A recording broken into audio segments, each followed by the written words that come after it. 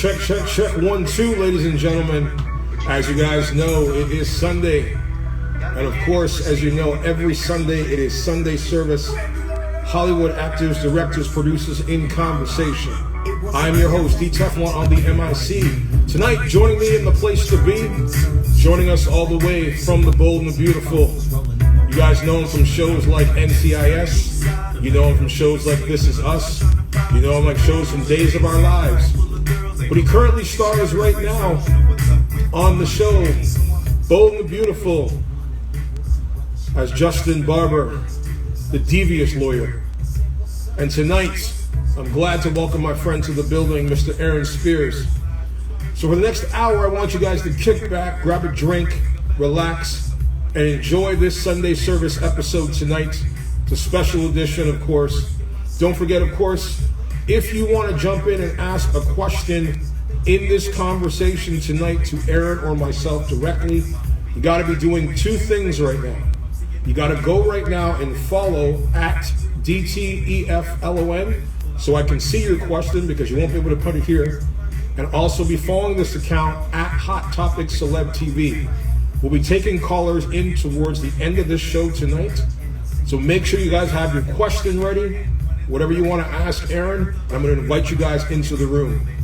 First, before I let him in, I want you guys to let me know as well where you guys are watching from this evening. If you can hear me correctly, please throw a thumbs up into the comments.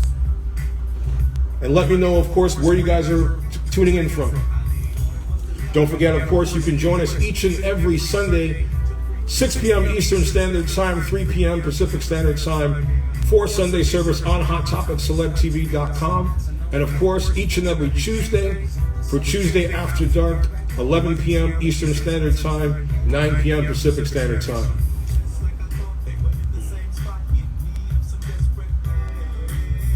Ladies and gentlemen, welcoming into the building, he is the Billy Deeg of daytime. He is the baddest lawyer in the business, y'all. You guys know him as Chocolate Thunder, Chocolate City, the milk chocolate of daytime. You know him as Justin Barber on The Bold and the Beautiful. My man in the building, the thriller in Manila. Welcome, my friend, to Hot Topic Celeb TV.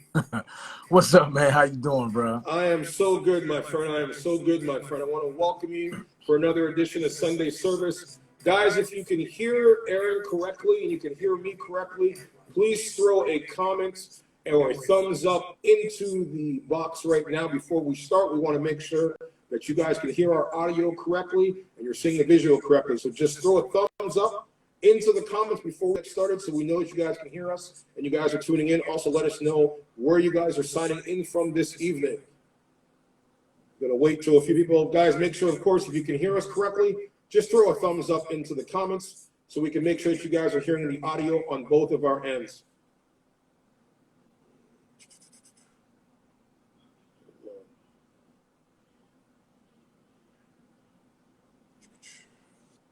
Guys, you got to throw us a thumbs up into the comments. Let us know that you. Hold on, did I lose you? Hold on. You still there? Yeah, I'm still here. Okay, good. So how you doing, man? As I was saying, how have you been holding up throughout this this crazy COVID time before we get started? You know, it's always crazy with the COVID, man. 2020 was like insane. You know, I'm not mad at COVID. The planet had to reset. We had to kind of get back to living in harmony with the planet as well as ourselves, you know, family and what have you. Don't get me wrong, negative things, or I'm not going to say negative because things aren't either negative or positive. They are what they are. Some people had to pass for whatever reason. It was their time to go, but I think the planet needed a break. The skies, the oceans, us as individuals need to get back to what was really important. So COVID landed on all of us and it's still here, still affecting us, but we're making do, and you know, it's all love, bro. So I know for you, obviously, before we get started, like you being a father of, is it five kids? Yeah, I got 5, man. 5. How did you manage that during COVID? Bruh, a lot of cards, you know what I'm saying? A lot of people in different rooms, you know, us congregating, movie night, cooking, eating. I think everybody gained weight during COVID. I don't think nobody. Don't even get me started, bro. Bruh, golly, you know what I'm saying? So, you know, it took its toll, but it did good and it did bad. It brought us together as a family because everybody was there. I think the kids have now got adjusted to not actually physically being in school. So now that readjustment is going to be quite interesting. But it was love, man. You know, it's nothing you can do to change it. So hating on it or being pissed ain't going to do nothing positive for you. You know what I mean? Well, the thing is, as I said, I mean, obviously, I mean, dude, I envy you because that to me sounds like a task for. I mean, one kid is one thing, but five in these times, man, you need some sort of reward, you know, for that shit and whatnot. So before we get started, so I want to take people in for you on your journey for you.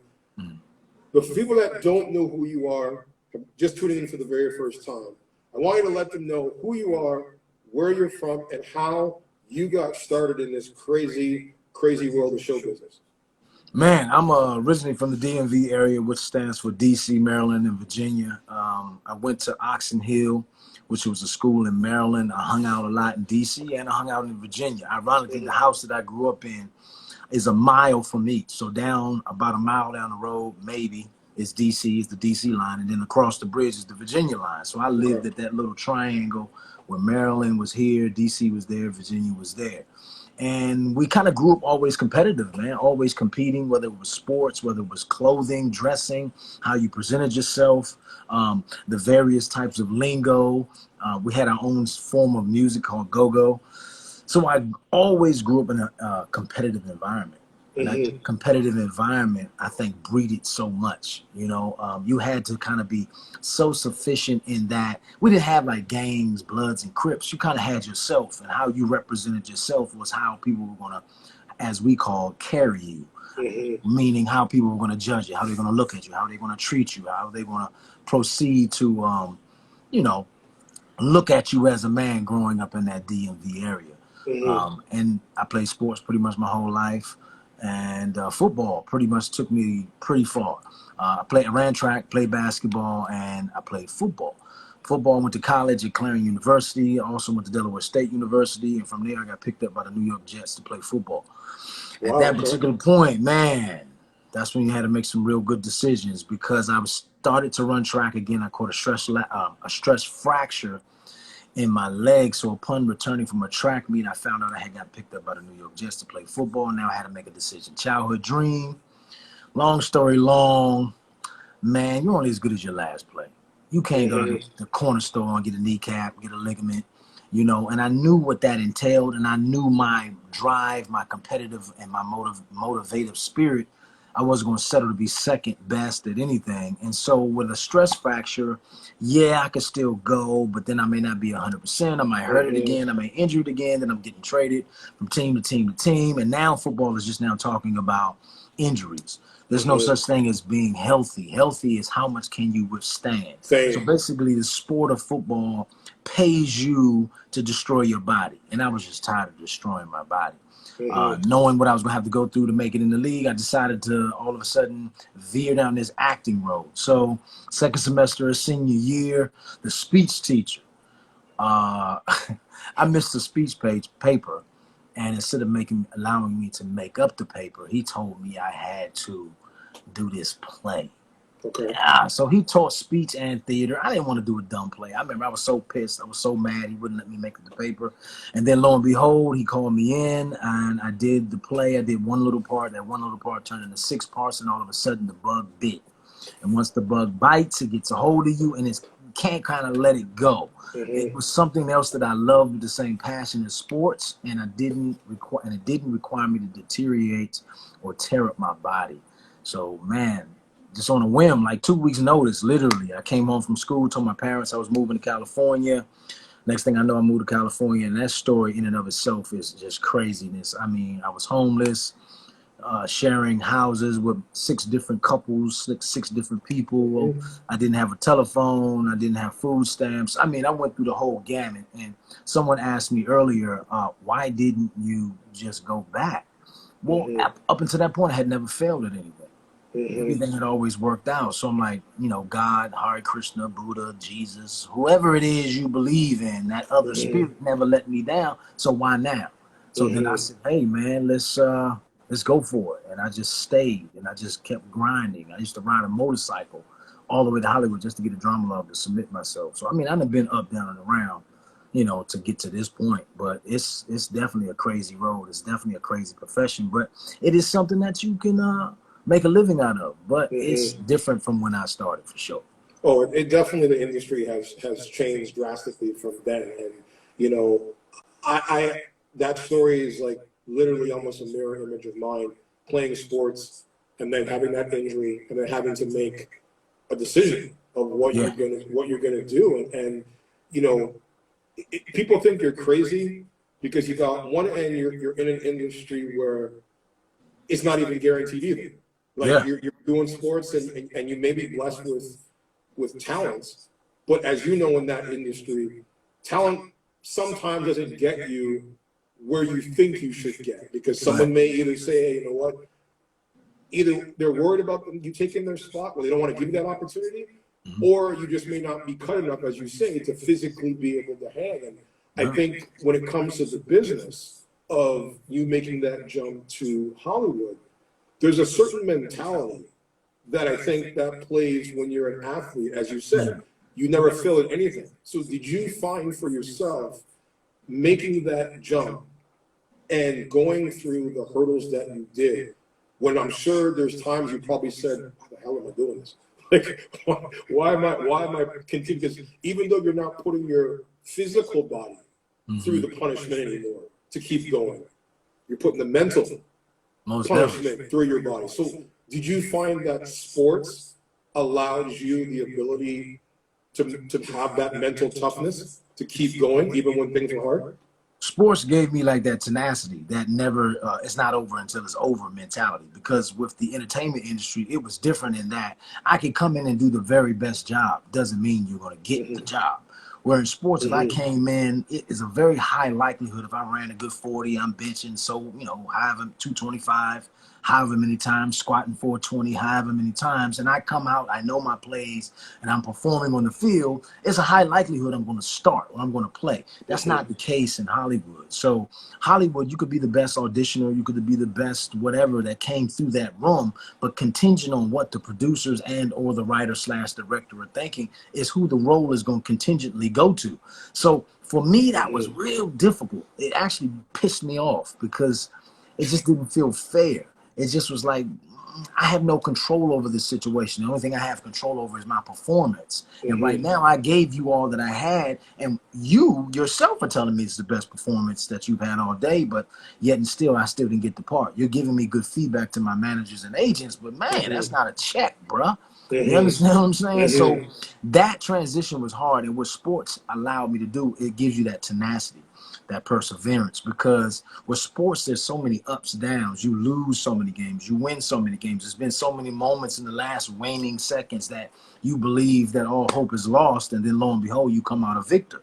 So I think sports gives you that drive if you stick with sports long enough. There was no doubt in my mind that I wasn't going to make it as a football player. I knew I was going to make it, but I also knew the toll that was going to take on my body. Like I said, there's no such thing as being healthy. It's how much can you take? How much can you endure? Sometimes the back of your hand is so swollen and messed up. It's not broken, but dang, I can barely touch it. They expect you to play. That's not an injury. You ain't sitting out. Nah, you're going to do what you're supposed to do. So, yeah, sports is a very good barometer for anything, I believe, because it allows you to push yourself to your limits. And if nothing else pushes you in that direction, what's giving you that controversy in your life, that dig down deep? If it's not sports, then what is it? Is it a card game with the family? Usually not. Card games can get intense. Don't get me wrong. If you play spades, bro, you know what I'm saying? Mine can talk some smack, right? Card games can get serious. But what really is pushing you to that level? And you have to sometimes take yourself out of the comfort zone of where you are. Man, you got to push your limits. That's how you grow. That's how you learn to not give up. It can't just be all on cruise control. It's just not going to work. Well, that's the thing. I think, with that point, it's what I've said to students in the sense of the industry of Hollywood is no different for us than it is as a sports athlete, because what you said before, when you're hurt and you're tired and you're banged up, they don't care. They expect No. you to either show up and go, or they find someone to replace you. And Pretty it's much. literally no different in Hollywood in our business. Yeah. Because it's like, you know what? People don't understand. It's like you either do this with everything, because you can't part time it. It's Right. like if you're, and then you have to make the what I always say, the first decision as an actor, if you're deciding to take on that journey. Do you want to be famous, or do you want to be a working actor? Right. Because there's a different medium. People don't get that because they look Yeah. at the bright lights and they look at all the other things, but they don't know the sacrifice and the struggles and the pain you got to go through when Yeah. you're not feeling well. You're not, you're not on point. You're not up to it. But at the end of the day, they expect you to show up. They expect Nobody- you to show up and perform. Yeah. I didn't mean to interrupt you, but I tell, Yeah. young cats sometimes on set, like I was doing this one project. Nobody cares that your close-up was at 5 a.m. Nobody cares it was 2:53 a.m. in the morning and you're just got finished doing 12 hours and you're going on your 13th. Nobody cares. They just want to look at the screen and say, are you believable? The other thing they don't get and understand, there aren't any days off. It's not like, okay, we're expected to shoot on this day and all of a sudden you're going to be with the flu. So nobody cares, bro. You supposed to show up and show out, period. You can go home and rest after we finish shooting, and maybe we can give you a later call time tomorrow so you can get more rest. But guess what?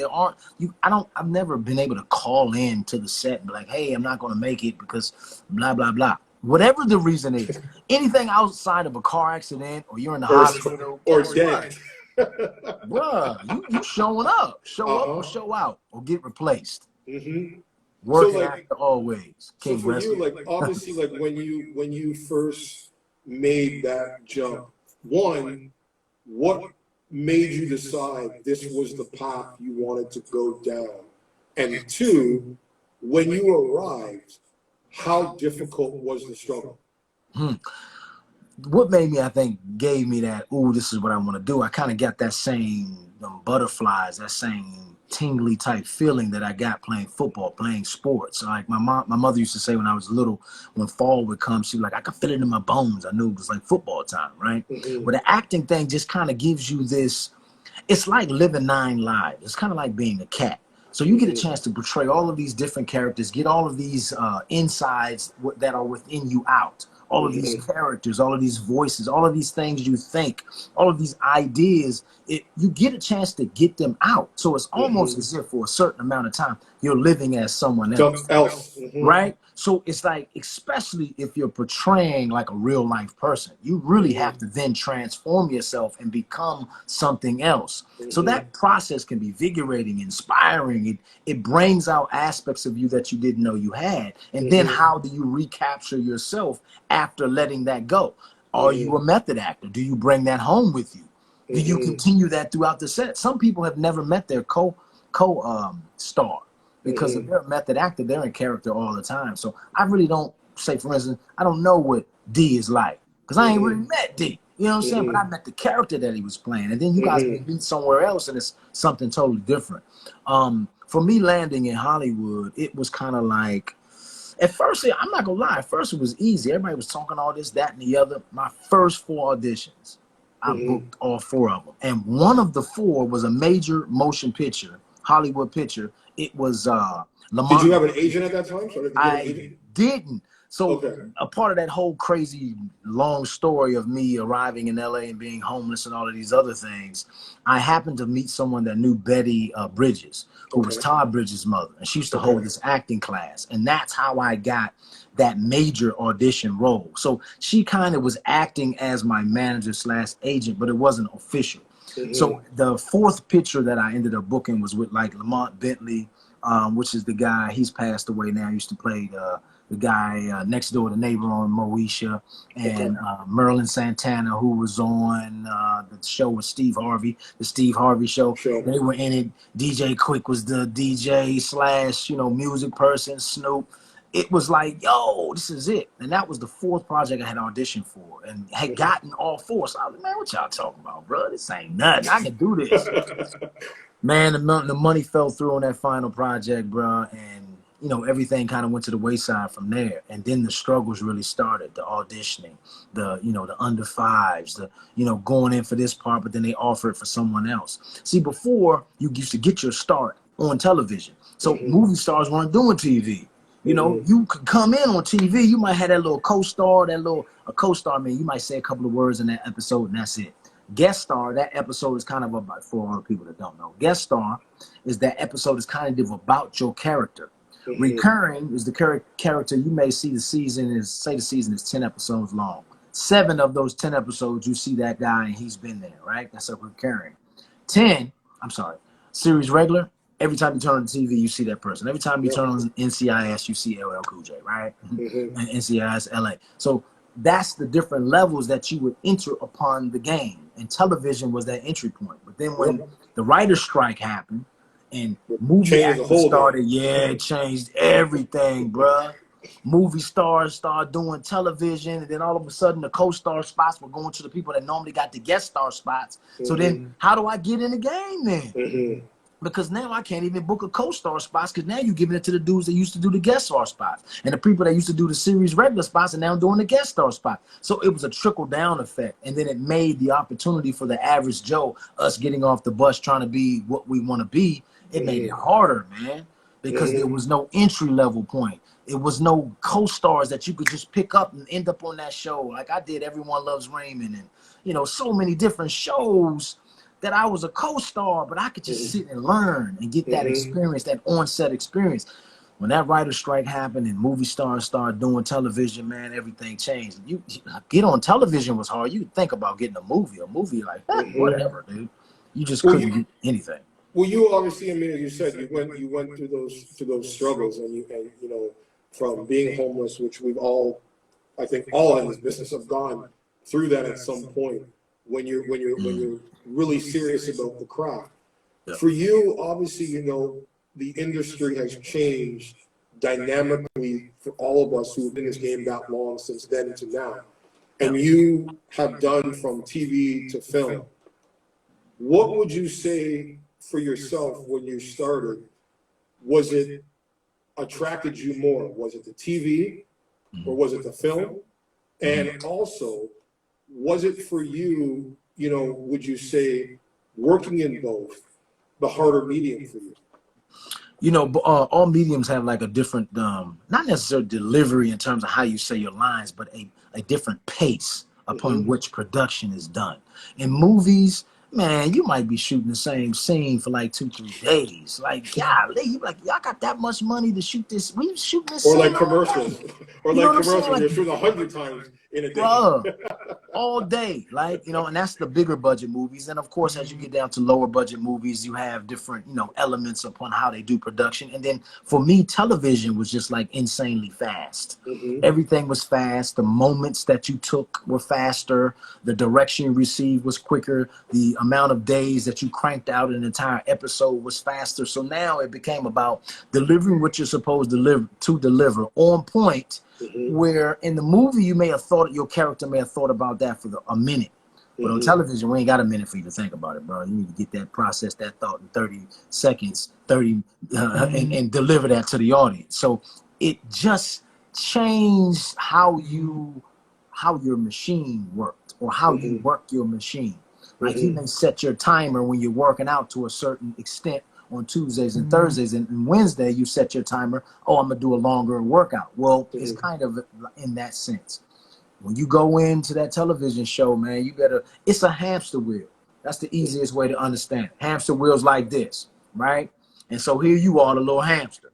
They're not gonna stop the wheel for you to jump on and then the wheel keeps going. Nah, the wheel's going, and if you can't do this, it's gonna kick you out and the wheel's gonna keep going.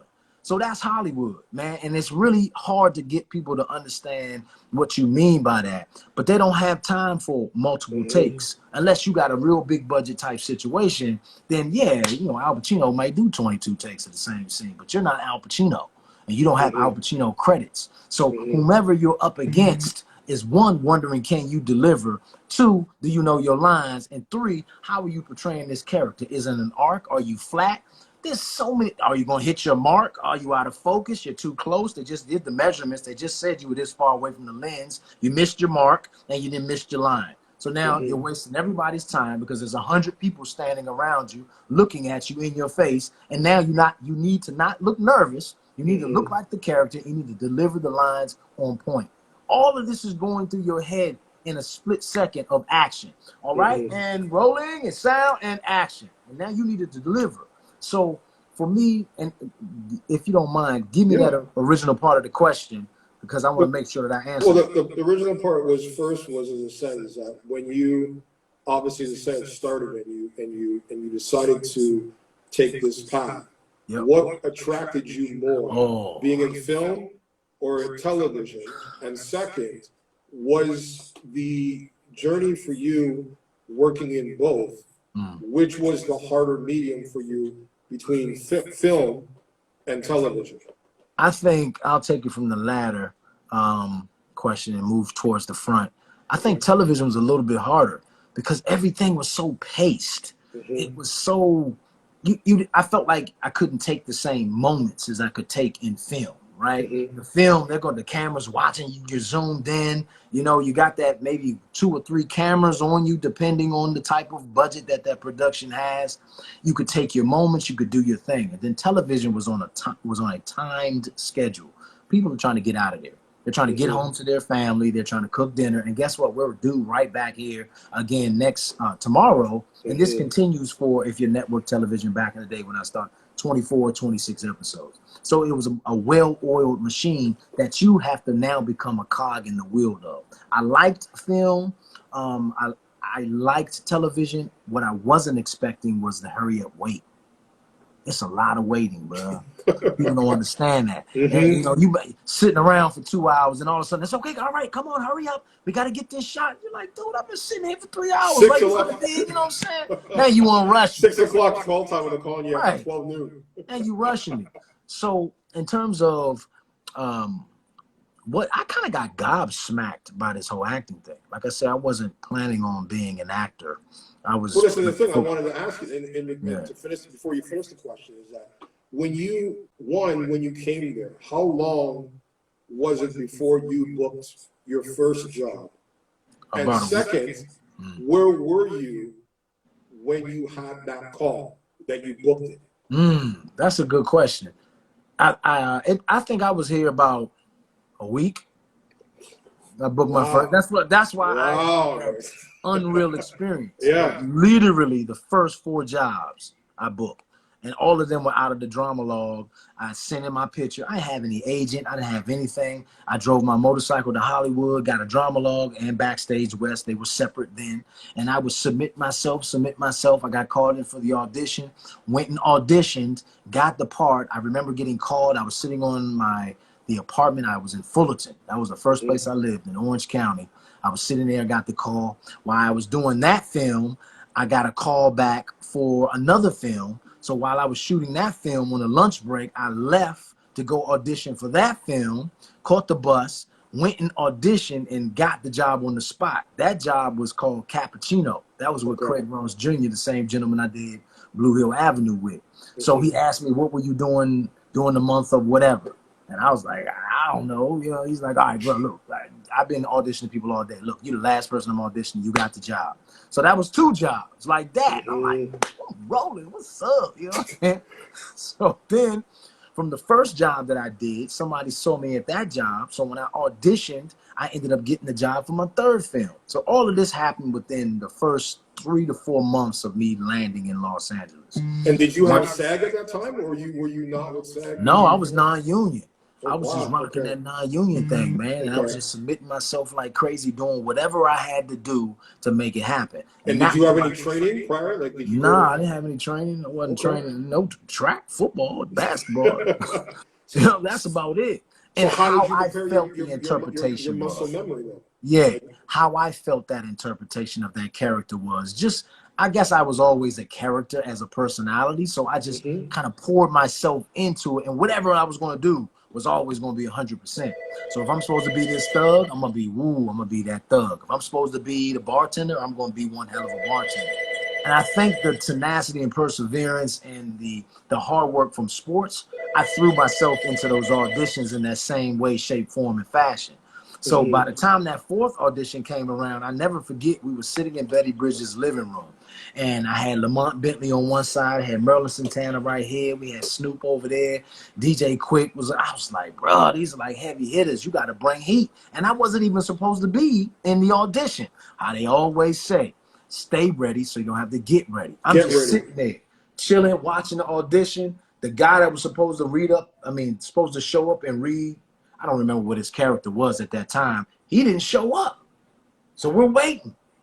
And now he's late. And you got all these big time people waiting. Next thing I know, Betty was like, Aaron.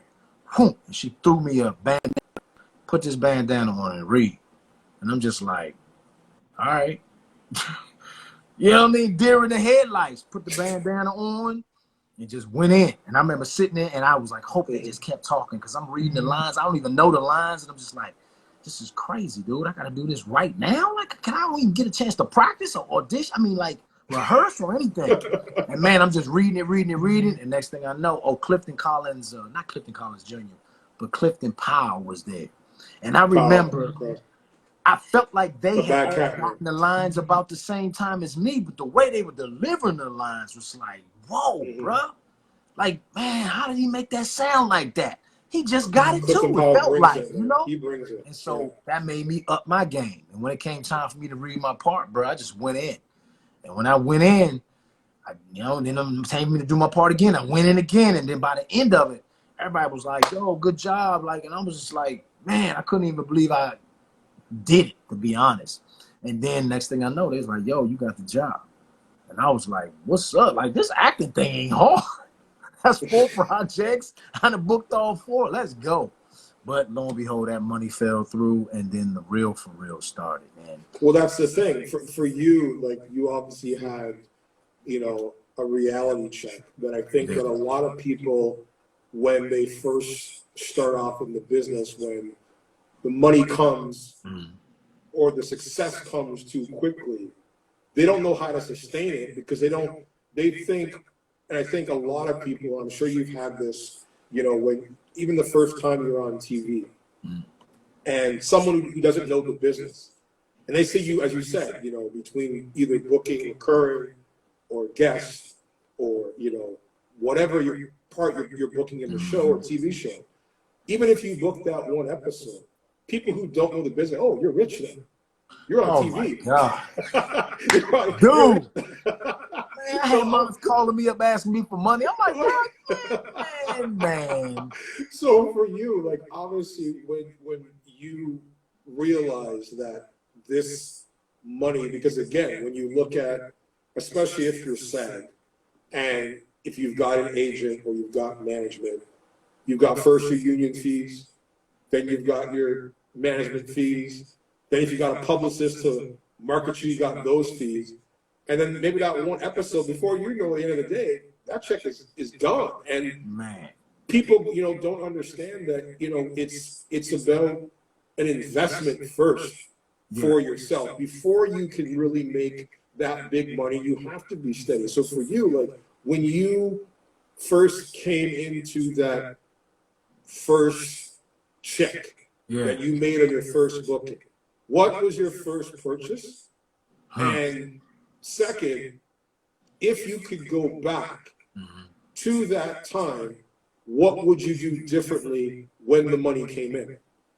Man, honestly, dude, when I got money, and my mom is on this live right now. What's up, Mom? Yeah, what's up, Mom Dukes? Man, I was just filling in craters, bro. And that's what it's always been. And it's been that even up until 2021. Okay. So, you know, 2020 hits and you're not working, the industry is completely shut down. And then 2020 has been amazing thus far, but I'm feeling in the craters from 2020.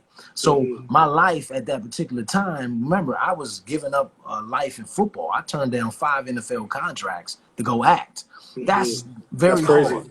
It's very emotionally draining. I cried literally for a week.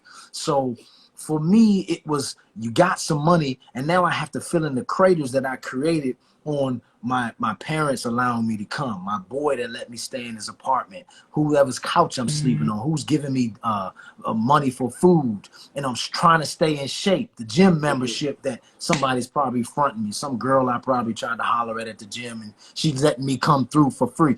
All of those things I thought about. So I had to kind of repay those debts, so to speak, fill in those craters, so to speak. So there was no buying of anything. It was just grateful that, man, I can survive another day, you know, because I wasn't going home. Yeah, I could have went home, but like, what's the purpose of that? I'm young. And I'm not going to say nothing's at home, but home is going to always be there. You can always go home. Some people give up so quick, man. You got to, if you don't believe, why should anyone else? And that's what I tell people. If you're not the first one out the gate, leading the hurrah, leading the parade, beating the drums and got the bugle blowing and the fans and the trumpets and the flag, man, why is anybody else going to be so happy about you when you don't even believe in yourself? You're looking for confidence through someone else and through external things besides yourself. So the one thing that I can give moms credit for, man, she gave me crazy, ridiculous, like, confidence. You know, moms and pops. Pops was working his butt off, and I began to grow and learn and understand what that entailed. So, like, I'm always going to come hard. Like, that's sports, I guess. I played running back, and I got picked up to play wide receiver. If you're going to run through the hole, they're going to hit you, okay? If you come tippy-toeing through the hole, they probably going to knock you on your butt. If you run half speed through the hole, you probably still going to get knocked on your butt. But if you come through that hole full speed, wham, and deliver a blow, yo, you might knock somebody over. So for me, yo, I'm coming at you full speed 300% of the time. I ain't gonna half step. And that's just how I am in life. I always tell people, I'm never trying to be mean. I'm never trying to be rude. I'm never trying to be disrespectful. But yo, I'm not gonna douse my shine for you. You know what I'm saying? I'm not gonna turn down my light because you afraid about how your light shining. That's your problem. Steel sharpens steel. If you want to bring heat, let's bring heat, and we're going to have a hell of a time. You see what I'm saying? So that even leads us to, like, the Justin and, you know, dollar bill situation. We're going to get into that. We're going to get into that because, you know, obviously, you know, in the industry, and I said, us both being people of color, and when you get into this business, you know, especially in the Hollywood game, and you realize, you know, there's a lot of us. Yeah. But there's like a small margin that actually are working and getting the opportunities and being able to flourish. And, you know, and obviously there's challenges that come with that. There's challenges that come with the fact, not in the sense of self-doubt, but when you know you stepped into a room and you've smashed it out the park. Like, you know, this was, you were like a gorilla in that room. You nailed it. And then you see the opportunity get taken away. And even we can go back to then to even now, where you are in a room, you know you've brought it, you know you're the right guy for the job. But then you feel that, you know, there's some type of, I want to say, you know, stereotype or racism or any of these things that play into factor. Did you ever have those experiences for yourself where you were up for a job, or you because obviously, as you know, like when you first go into the audition process, even the first time someone calls you and says, hey, we have a, you know, there's a great part for you, I think you'd be perfect for it. And you get that call and you're like, oh, they want me. And then you walk into the room and you look around and there's 15 other Aaron Spears looking at you. And you're like, what the heck? Okay, now I got to figure out what separates me from them. But did you ever have a point in your career where you were up for a job, one that you didn't get, or dealt with any sort of racism in the sense of, whether it be with a producer or director or on set with another actor? Man, I've been up for so many goddamn jobs, bro. It ain't funny, man. You know what I'm saying? I'm talking about big projects. Scorpion King was the first one that I was up for. It was a real big project with The Rock, before The Rock was The Rock. And man, I did good. They kept calling me back. I was on like my 7th audition, and at that time, Michael Clark Duncan was alive. I hit him up like, yo, they calling me back again. Put in the word. He put in the word, man. I did my thing, but of course, I ain't gonna say of course, but it went to one of the director's friends. So there goes a job gone. Too Fast, Too Furious. So I'm light skinned. So what other light skinned black dude is in Too Fast, Too Furious? There you go. At that time, I had just did Blue Hill Avenue. They wanted, at that time, rappers were the big thing. If you didn't have a rapper in your movie, you know, your movie wasn't gonna sell. So I come in, I do the audition for Kim Harden. Man, I blaze on the audition. Literally, she's carrying around, at that time, a VHS tape in her purse. So if she runs into John Singleton, she runs into an executive, whoever it is, she can pop this tape in. I remember doing that audition and they're asking me like, yo, did you read the script? And I was like, nah. I said, they didn't give me a script. They was like, why in the hell did you come up with that? I'm like, well, I mean, it kind of says this and that and the other. Did my thing. It got to the point on that particular job. They called me the night before, hey, pack your bags. You're going to Miami. We're shooting in Miami. You know, we're waiting to close the deal. We're just waiting to hear back from Universal tonight. By in the morning, you'll have your flight plan and regimen, and you'll be off and jamming. And I was like, nah, you need to make it official, man, because right now you're not giving me the official word. I remember calling some of my friends. I called up Taraji, hey, call John Singleton. She called John Singleton. Man, I got the word that the studio, the holdup was the studio was looking for a rapper. So my job on Too Fast and the Furious went, and I'm not mad at this dude, but it went to Luda. Ludacris got the job between the time I hung up the phone at 11 p.m. that night and the time my flight was supposed to leave at 5 a.m. And so now, whoever would have known that it would have been 9 freaking movies between now and then. But that's the same thing what happened with Ja Rule, is when Ja Rule turned it down. Because he didn't think that the franchise was going to blow up. And then, because the thing was, when he booked it, because then when he booked it, and then when they went to negotiate the deal, he was like, unless you're going to give me more of a prominent role, I'm going to pass. Luda was like, give me one line. Show me the check. Just give me the check. There you go. Now, as you say, 9 movies later. 9 movies later, he has a career, but you know, everything happens for a reason. Everything was supposed to go that way, you know, and it's not good, bad, or indifferent. It is what it is. And then what does that do? Shaped character. It makes you tougher. It's either gonna make you tougher or you gonna bounce. Man, I don't like this, bro. Because this ain't for this industry isn't for the faint of heart. This isn't for everybody. You understand? You have to know that your blessings are coming, Miss. You know, D by K Designs, I see you. You know, and they will come. What's for you will be for you, but you have to understand that the getting or the not getting is not a negative or a positive. It just is what it is, and the whole makeup and scheme of how things are supposed to unfold. Because see, the bigger picture is bigger than you could ever imagine that it was going to be, and that's what you have to put your trust and your faith into.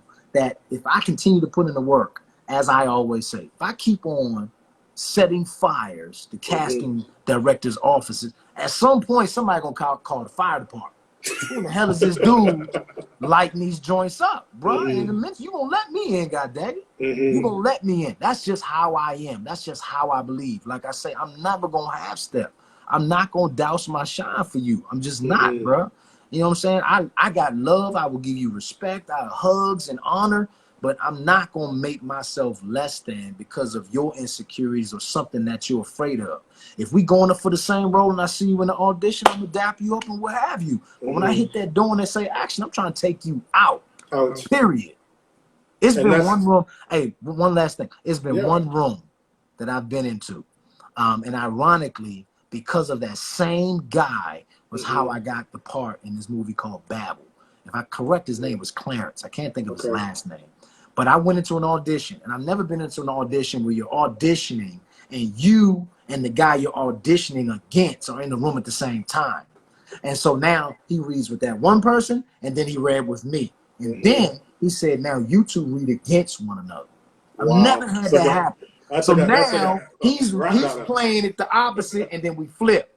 That was the first time in my whole life that I've ever left the room. And I was like, yo, I ain't get that job. He just didn't feel you brought it? He beat me out. He just beat me out. Just, you know I play sports. You know when you're on the field and dude go to make a tackle, or you go to make a tackle or something, when you playing basketball and dude just D your ass, D you up. Yeah, nothing you can do. You lost. But you give that respect. And I think that's the thing that I was going to say, that it's a great point you just made. Like, where I find with people, especially because I'm the same way, I look at this pool that we're in, because as I said, there's a small margin of black performers. I mean, you got 10,000 registered actors in SAG, and 4% are working. Unless you have what I call the Taye Diggs effect, where you can play every specific role and cast and everything, and you're willing to take chances, you either get stuck in a stereotype of either playing, the black muscle heavy, the drug dealer, or the athlete. Yeah. And this is like where for you've had such a balance of characters, of people, the roles that you've played from Sunset Beach to all the different stereotypes. What does representation mean for you when you are considering first taking a role? Well, before you answer that question, it goes back to being in the room. When you get beat out for a job, and we've all been beat out for a job, and as I said, I look at the industry as a big pond. Everybody can eat off this plate. So if another black man beats me out, I'm not going to be bitter. It's just going to make me hungrier and push me to say, you know what? I got to want this even more. I got to bring it even more, and sometimes be thankful for those L's, because it makes you say, okay, you know what? If I lose at this one, I'm going to keep going regardless. But have you ever been in a situation where, whether it be a friend or somebody that you started off in the game with, where, as you said, you've auditioned maybe against a certain person that you know who's up for the same role, and where you say you show that respect if they get it and they beat you?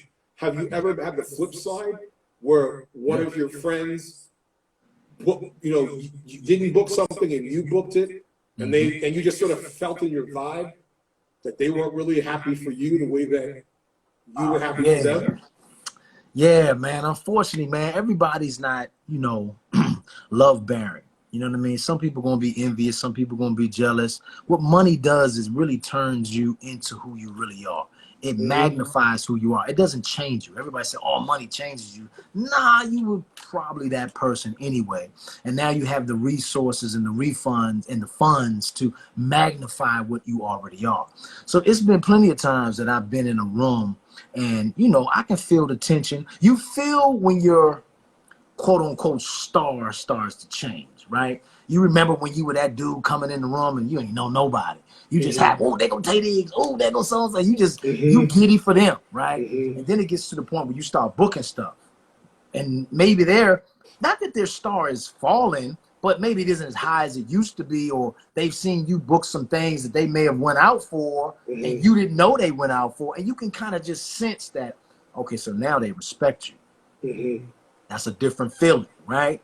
And then you also can sense when you see them later, and we saw each other in that room during that process, and I got the job. But the love that I'm receiving from you right now at this moment, that kind of has to do with the industry, and that is a function, but has nothing to do with the audition process. You ain't really sharing that much love. You ain't really that thankful. You're not really that like, hey, what's up, bro? Man, good job. You can just feel everything is energy, bro. That's why when you meet a little baby or a little kid that can't even talk, sometimes they get giggly, googly, gaga when a person comes up. And then another time they just start crying. They can read your energy. You feel me? So because everything's energy, a lot of times I can tell who's bitter, sour, sorry, wuss, puss, and I can tell who's love and who's good. Because if you're good and I'm good, why are you worrying about me? Why you worrying about what I'm doing?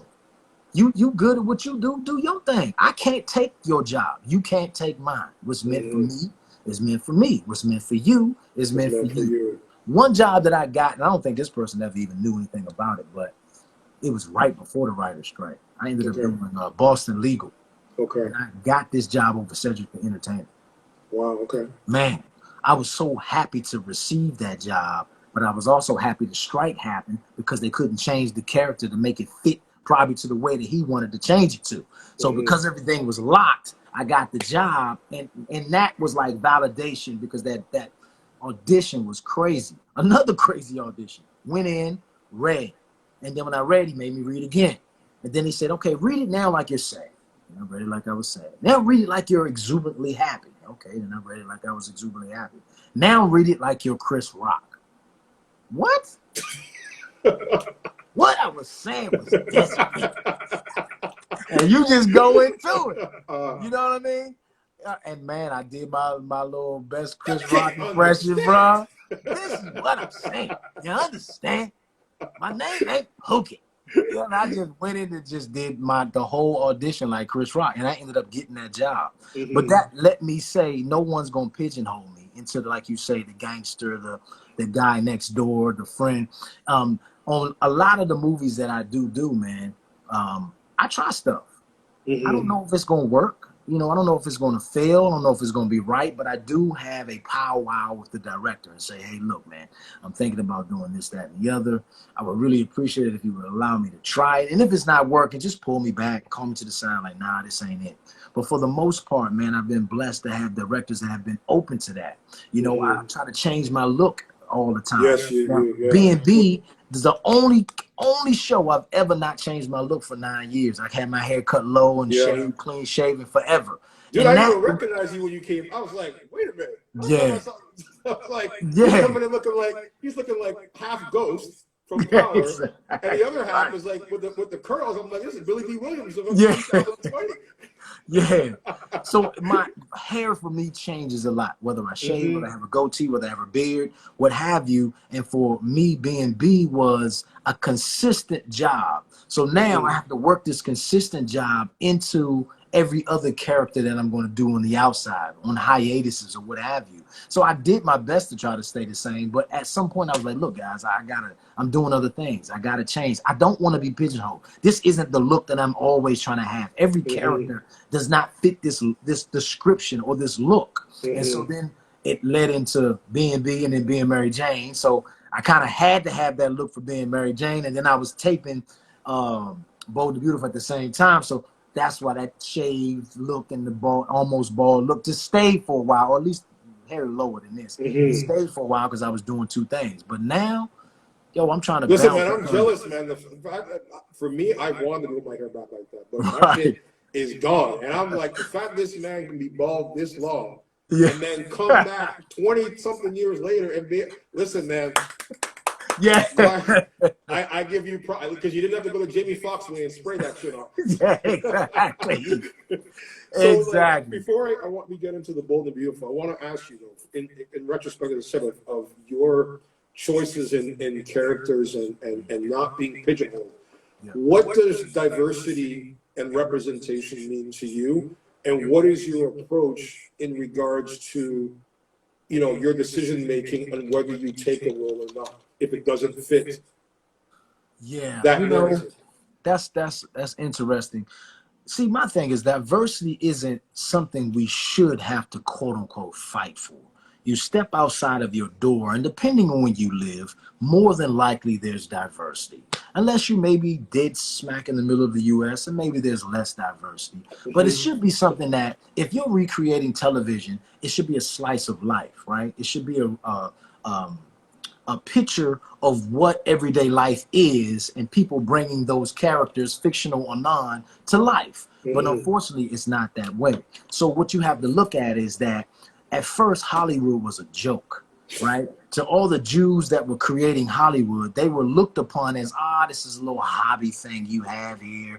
Like, what are you doing? Go get a real job. You know, make something of yourself. So they were laughed upon, right? And made and ridiculed. So when Hollywood found their foothold in theaters and little 5-minute skits, and if you got 5 cents, you can come in and watch this little silent movie and what have you. As that began to grow, they eventually begin to shape and mold the morals and values, not only of the United States, but of the world. And so something that I was laughed upon for and made a joke of, now all of a sudden is this pinnacle, is this bigger than larger than life thing. So, ooh, wait a minute, I'm controlling what? I got the power and I got the money. So then it changes into, I'm going to continue to have the power and the money, and I'm going to respect. Yeah. See, I'm going to change the perception of how you feel about various cultures, creeds, nationalities, etc. And I'm going to make sure I'm the man on top.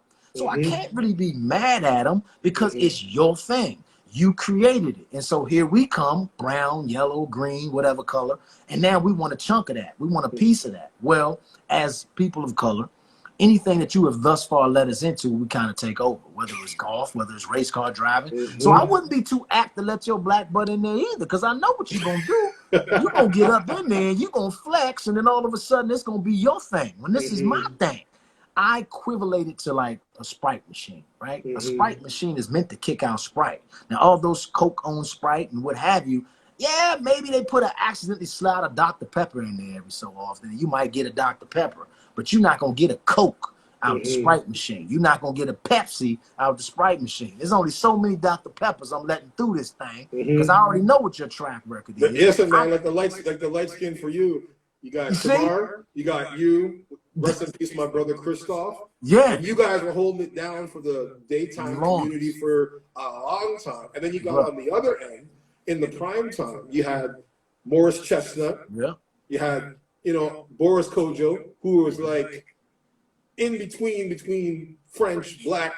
So he's able to play that other aspect. And then you've got, the Tay Diggs and, the other darker characters, as you said, they're not going to let everybody into the same sandbox because, if we do, we're going to take the whole damn thing over and it's going to be all right.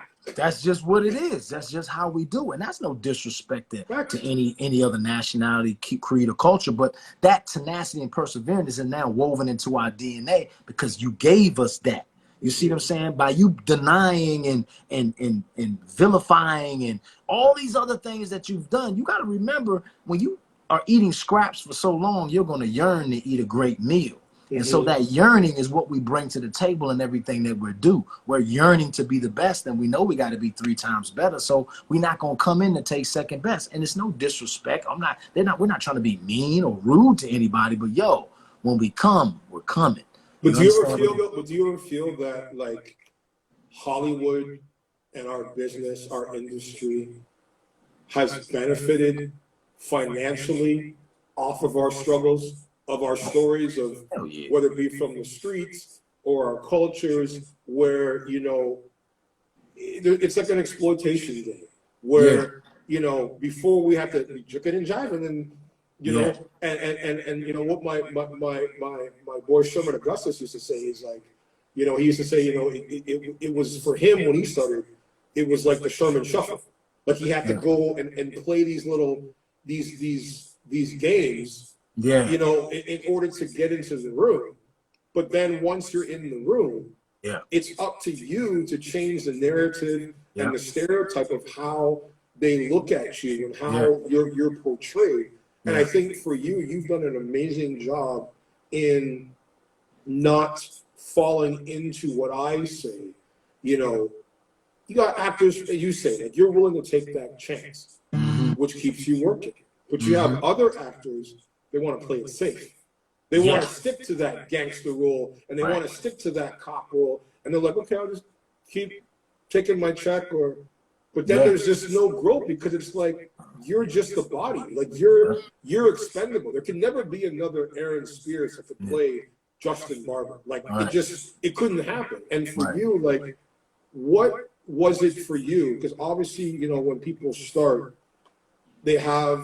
And the game has changed. And when you started, you had daytime, prime time, film, and commercials.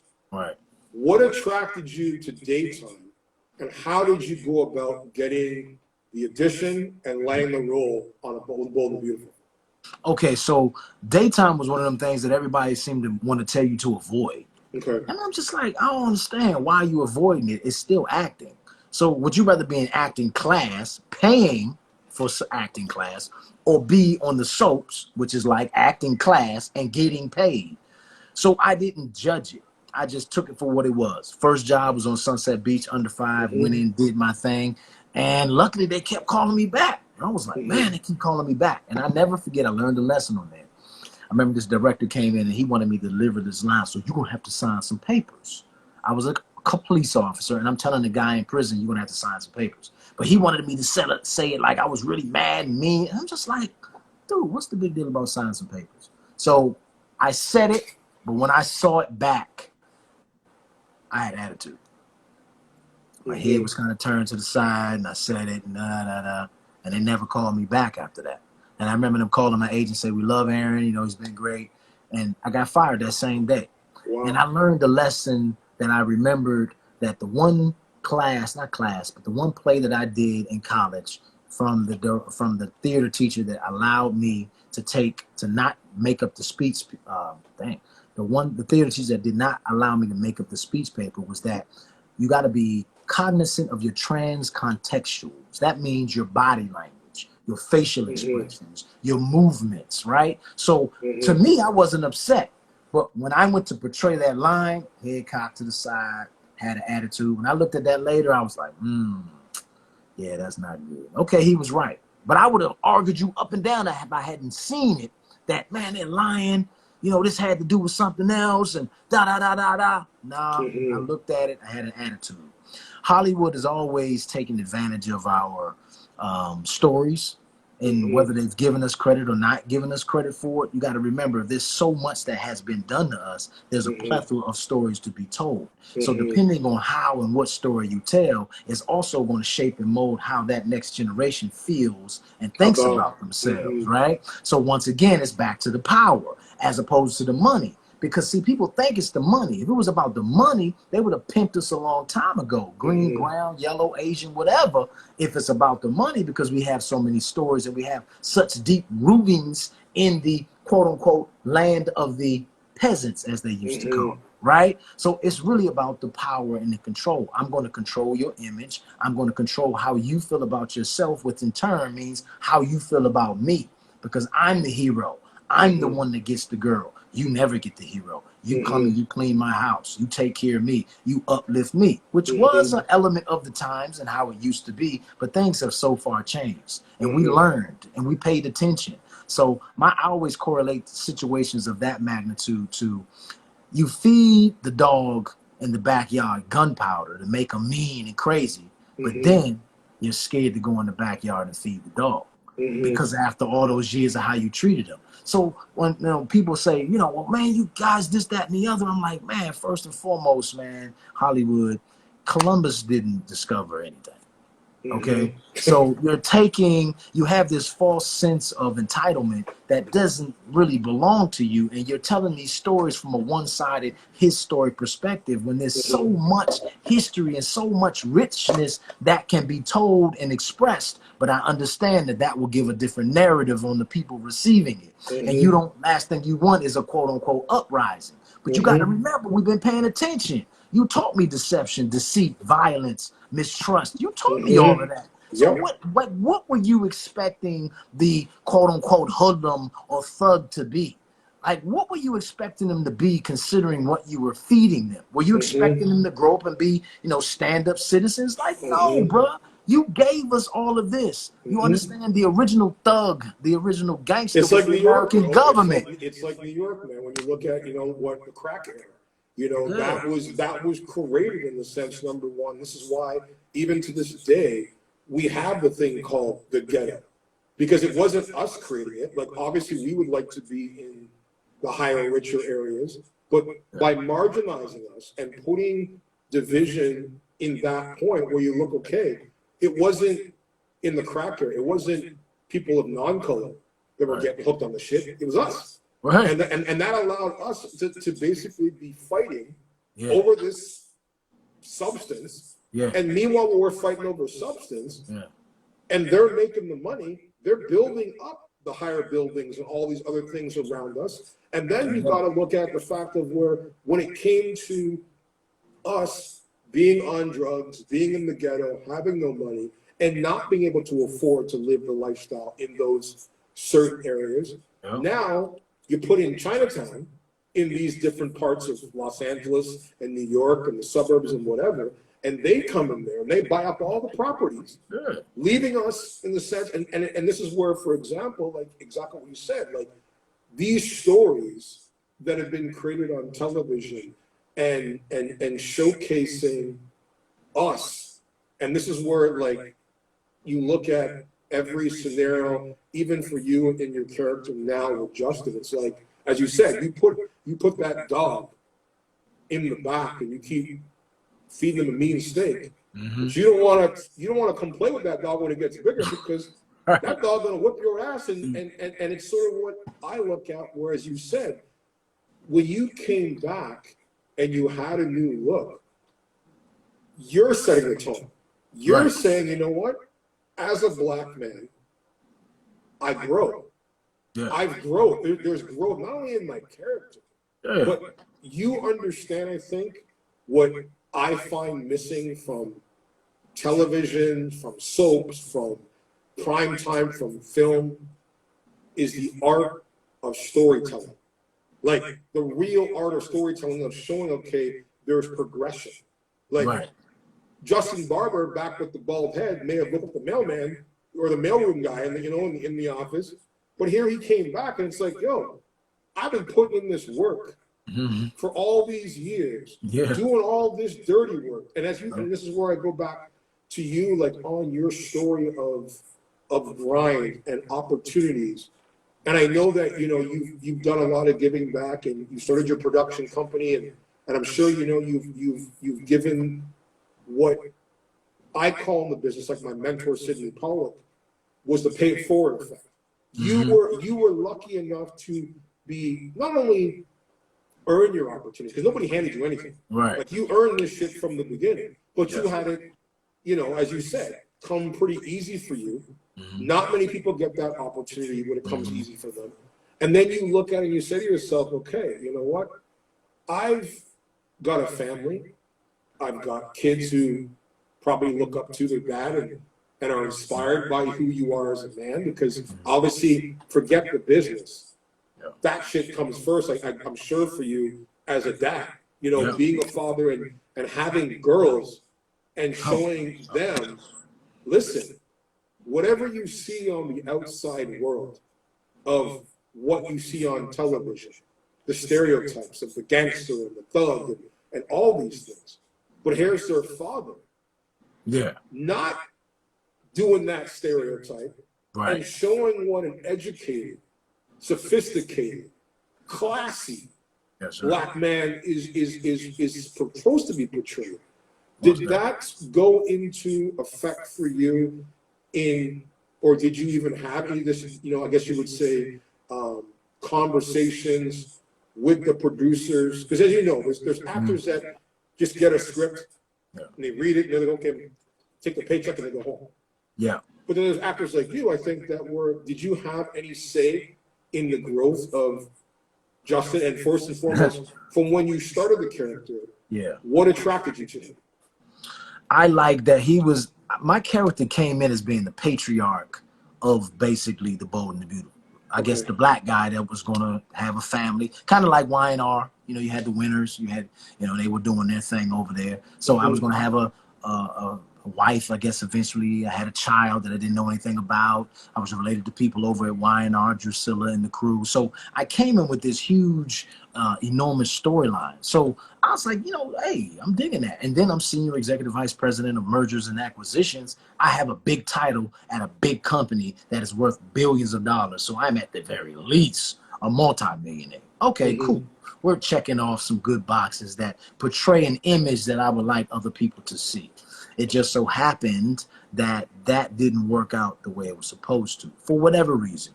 I know one thing that I think happened that possibly changed that course was Jennifer Garris got pregnant in real life. And they had already just introduced me having a son. And I don't think they were quite ready to introduce me having another quote unquote grandbaby or another son or what have you. However they wanted to spin that, and they went in a different direction. So when they went in the other direction, I was more so wanted to be portrayed as kind of like Clarence Thomas, for lack of a better word, type of lawyer, right? Kind of what they call an Oreo cookie. You know what I mean? And I was like, I don't think Bill would have that type of dude around him. You know what I'm saying? He's not gonna have like a cornball kind of guy around him. You know, it's gonna have to be a dude. He's gonna have to have a little edge. He's gonna have to be educated. He's gonna have to be cool. He's gonna have to have certain qualities about him. Be a Johnny Cocker. Off of the brash and harshness of the character of Bill. So they would always write, you know, boss, me calling them boss. I was like, man, I'm not calling them boss.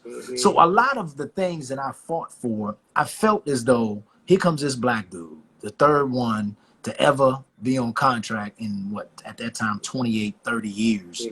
I don't know if the conversation in the office with the executive producer is going to be the right ticket for me at this point in my career.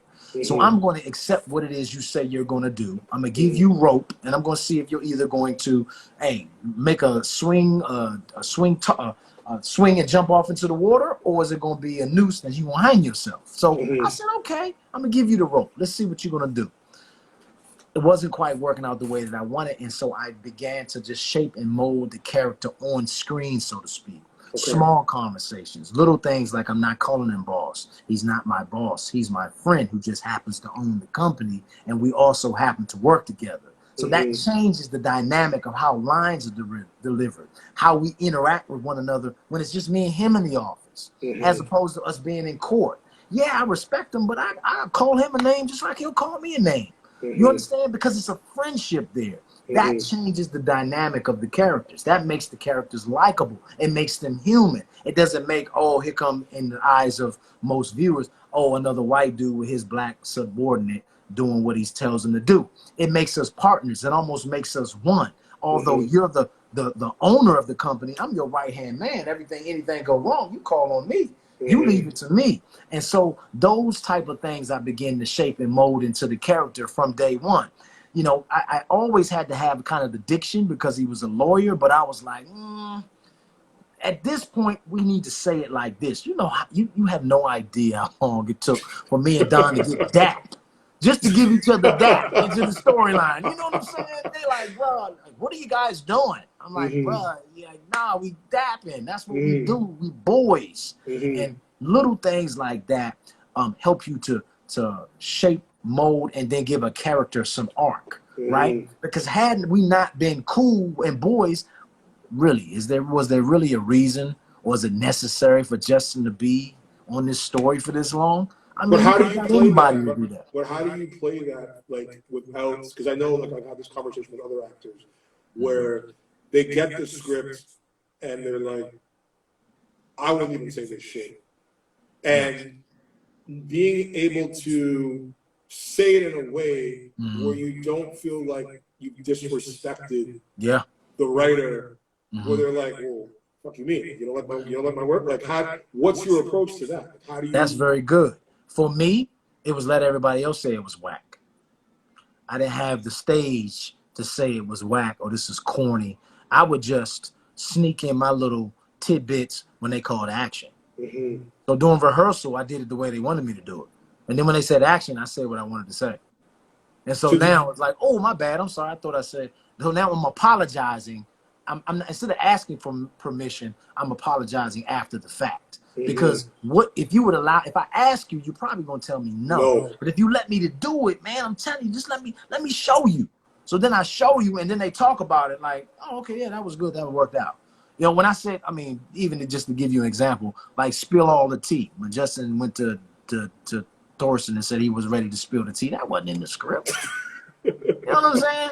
But I'm like, I'm not trying to be disrespectful and by not asking, but like I know some of it's just not gonna come through. You're just not gonna get it because I'm coming from a different side of life than you are, and I've helped to shape this character just as much as you have. I kind of just need you to roll with me on this, and I'm gonna try it. And if you don't like it, I have no problem doing it again. And I don't mean I'm not disrespecting you by doing it in such a way, but I don't have the authority to cuss out the writers and talk trash on set. I'm the only black dude there, bro. Nah, you know what I'm saying? You know, that ain't gonna work. You understand? So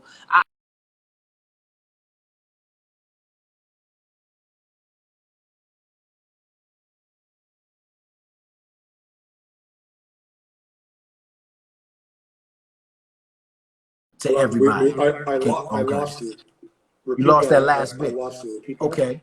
Yeah. So I was saying, like, I didn't have the authority to go on set and just start changing things and start cussing out the writers and saying whose job was whack or whose writing sucked or this didn't make sense. I didn't have the authority to do that. So what I did was I allowed everyone else to speak, and then I became the sponge. So every time you go on set, it's not necessarily that you need to get along with everybody and be laughing at everyone's jokes. How about just what I tell people, the biggest thing you could do is STFU. Shut up. Yo, and just listen. And just sponge. So I just sat there, I just sponged. I hear all the stuff they're saying, the things they don't like. I hear all the things they're changing. And I'm like, okay, cool. So when he changed that, he asked permission. Man, I don't want to get embarrassed over this loud mic in the set and ask permission, can I change a line? But yo, let me try it. I tried it, they shot me down. I was like, all right, cool. I'm gonna try it again. They shot me down again. Totally different episodes, totally different times. I'm like, all right, next time I'm not asking. I'm just going to do it. I'm going to show you what I mean. And if we need to do it again, we'll do it again. But I don't want you to, but I never gave off the energy, essence, or presence that I was a negative guy. I'm always smiling. I'm always on time. I always know my lines, and I always deliver. So you don't get that from me when I do change something that you said. And luckily, Bold and Beautiful was one of those shows where they would give you permission to have a little leeway on the words. Not every show is that way. But they would give you a little leeway. So I'm like, I'm just going to take that little bit of rope that they're giving me, and I'm going to help to spin this character in the direction I think he needs to go in. Because this Uncle Tom dude thing ain't going to work. Well, that's nobody going to like that. I think for you, and what my mentor used to say to me, he's like, because obviously, there's East Coast actors, and there's West Coast. There's a whole different barrier between the two, where like East Coast New York style of actor, we want to learn the storyline. We want to learn the script. We want to understand the character that we're playing. Where West Coast is like, just get me out of here. Give me the script. Let me read my lines. Let me get my check and move on to the next thing. And I think for you, what I've always said with certain actors is that, in my mentors tell me, is like, real actors, they feel. They don't read, they feel. They listen and they feel, because if it's not believable to themselves, it's going to portray on camera. And what I love about your approach to Justin is, and this is where it's going to be a second question for you, is it's so authentic. Like your mannerisms in real life, how he speaks, how he talks, how he's calm, and he never, like, even when he's angry or upset, Justin's he's so calm and cool under that pressure, where he can say what he needs to say and not have to raise his voice. And what I love the dynamic between, I think maybe this was in your thought process, you can tell me if I'm wrong, is that it brings the dynamic between Dollar Bill and Justin almost like a Ghost and Tommy on Power, because you've got Tommy, who's like Dollar Bill, explosive, always loud, always angry, and then you've got Ghost, who's serious about his business. He's calm, he's cool, collective. Justin's sort of the same way, where it also shows when he makes the points of saying, like, I've been the guy holding it down. I've been the guy doing the dirty work. Because every time Bill deals with emotion, he makes mistakes. He does things that cost the company, cost his family. But where Justin has been his cleanup man, you need someone, like when the dead body is in the trunk, to put the rubber gloves on and say, okay, I got you, just go away. I got this handle. And so for you, like, was that your approach initially when you took the role? Like you had that in mind, saying, I want to play this as close to the vest, or did it evolve over time for you? It kind of evolved over time, because I didn't know what I was going to get myself into with Don Diamond. I knew he was a vet, and that just made me nervous in and of itself, because he'd been in the game for so long. So I don't know if he's gonna be arrogant. I don't know if he's gonna be an a-hole. I don't know if he's gonna be, just let me do what I do and keep your distance. I didn't know how he was gonna be. So my thing was like, let me see what the playing field evolve, how it evolves, and what does it consist of. So we're in this big sandbox. How much water are they going to give him to make a sandcastle, and how much water are they going to give me to make a sandcastle? Oh, okay, they're giving them way much more water than me. So I got to make a sandcastle out of these couple little droplets, all right? And so now you pick and choose your choices. If emotion is high, logic is low, and then vice versa. So if you're going to be explosive, then I'm just going to let you look like that explosive fool, and I'm just going to hit you with the logic. So now you get, at the very least, have the yin and the yang of the scene. You understand? As opposed to now me, because we both have an alpha male type of personality. He has an A-type personality. I have an A-type personality. Yo, I think I'm Batman. He thinks he's Batman. So at some point, we could both be Batman. Somebody gotta be Robin. So I was like, yo, I'm going to have to be Robin. Okay, cool. I get it. I understand my position, and I'm going to play my position to the best of my ability until they're ready to release the Robin movie. I don't know how long that's going to take, though. So now I got to pump my brakes and not look at things eternally, emotionally. Man, it had this. It's hard when you come in with so many storylines and then they hand them off to other people. And you see them being portrayed. You're like, that was part of my character storyline. All the way up until Bill and Eric going over the Y&R. I'm the one that's supposed to be going over the Y&R. I'm the one related to Drusilla and them. Where the hell they come from? But I get that you only have so much story and so many characters to give juicy stuff to. And they filled Justin's plate when he came in. I had the son, I had the wife, I ended up with a grandkid, I was related over the one. I had everything. It was really big plans in store for this character that I was going to portray. It's pulled away. Yeah, it just kind of folded away. It kind of went away. And then I had to make a choice. Do I ride this out? Or do I just say, man, the hell with it, I'm cool. I ain't going to be nobody's sounding board, little chauffeur guy. I'm cool with opening the doors every 5 minutes for this cat. I'm good. You know what I'm saying? And then I said, well, wait a minute. I could easily be in acting class, or I could be on television acting in class. So I said, you know what? I'm going to make this work, and I'm going to make the best out of this relationship. I'm going to take these quote-unquote lemons, and I'm going to make lemonade. And I remember there was this one producer here, just director as of late. She was asking me, like, how I'm glad that you have this and everything's working out, and kind of like, how did you manage to make it this far, considering all that you were going to be and it didn't happen? I would have been bitter. I'd have been angry. I'd have been in a bad attitude. I said, well, first of all, I don't think that would have worked for a black dude coming to a white show. Bro, okay, you heard it. That ain't going to work out, bro. You want to keep getting your check, you better act like you got some sense, first and foremost. Second of all, I said, well, it would probably be better for me to stay in for the long haul and try to change things from the inside out, regardless of what y'all think you may know about either myself or actors of color and the reason that you maybe haven't had as many in your show. I'm going to show you a positive light of that. I'm going to be on time. I'm going to know my lines, and I'm going to deliver. And I would rather get that paycheck for maybe the minimal amount of work that you're giving me and continue to build on that. She's like, man, that's really good for you, because I probably would have screwed that up. And I was like, well, I didn't think it was bigger than me.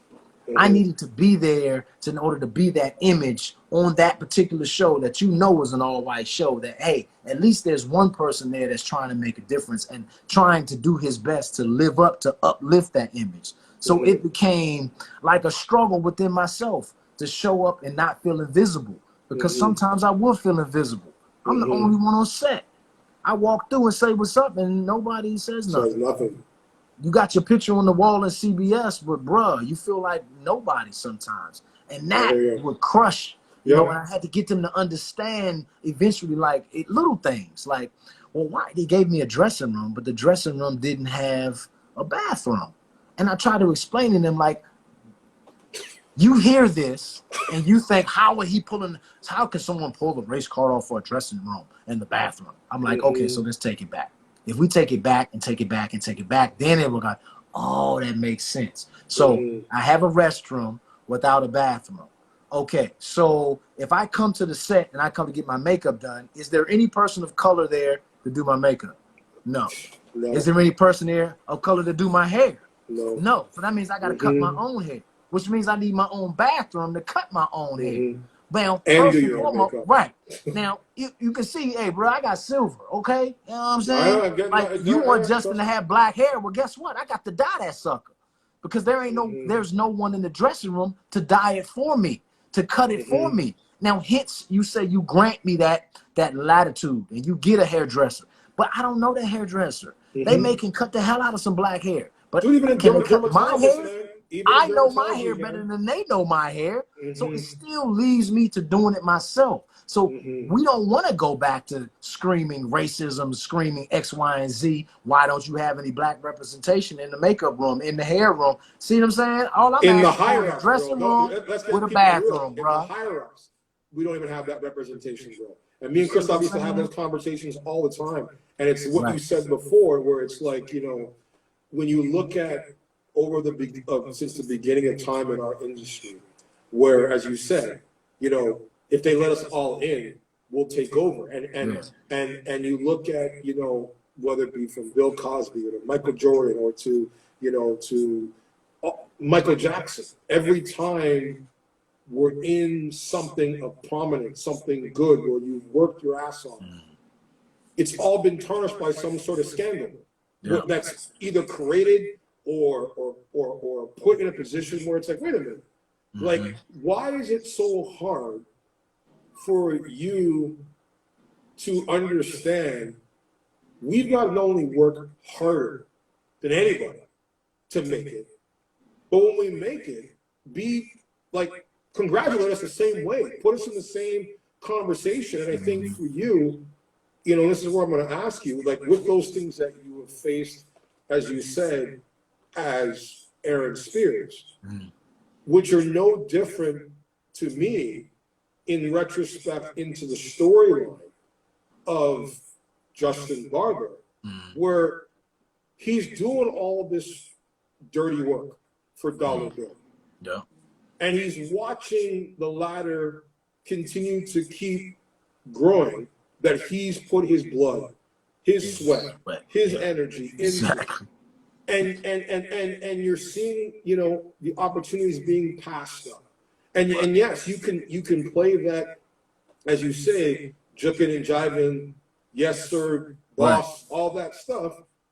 But then you look at it where you're thinking to yourself, okay, in my real life, this shit no different, because here you are, and it's the same thing that me and Christoph used to talk about all the time, where, you know, the Barber family, the Drusilla Winters family, was prominent because it was what you look at it, they were like the Cosby Show and Family Matters for daytime, Right? Because you had, you know, where Dr. Huxtable was a doctor, prominent role. Then you've got Neil playing this executive businessman. You coming in playing this executive lawyer, not playing the Uncle Tom, but playing a prominent guy. But then they give him the family. They build these amazing storylines over the years. The African American that makes up almost 70 to 80% of the viewership of soaps. And then you systematically dissect one at a time in this medium where it, again, in daytime, where it could have opened up, as you said, playing, because I didn't know until you said this now, until I realized, like, Barbara, I'm like, wait a minute, that was Rasulla's last name. And that's where I'm like, okay, that would have been an amazing dynamic to build on, where you've got two shows, sister shows, two dominant Black families. But what I didn't like, and this is where, for example, and maybe I want to get here, it's no disrespect to her, because she's beautiful, amazing, talented. Jennifer Garris is absolutely incredible. But where you look at the dynamic where you got one show prominently building a Black family, black kids, Black this, Black that, Black business. And then you've got on the other show, okay, well, let's mix it up. Let's put him with a white girl, because because, you know, this is what, and I guess you would say, and I want your opinion on this. Yep. The show called Bold and the Beautiful. Mm-hmm. But as black women, they're the most disrespected, the most hated, the most vilified in our industry and in life. And it's almost like saying to a certain degree, because I've never formally seen it, you know, really on the show, where you have not, and they've been some very beautiful, fair skin, complexion like yours, black women, but never an actual dark skinned Viola Davis type black woman on that show. And to me, it's almost setting a precedence.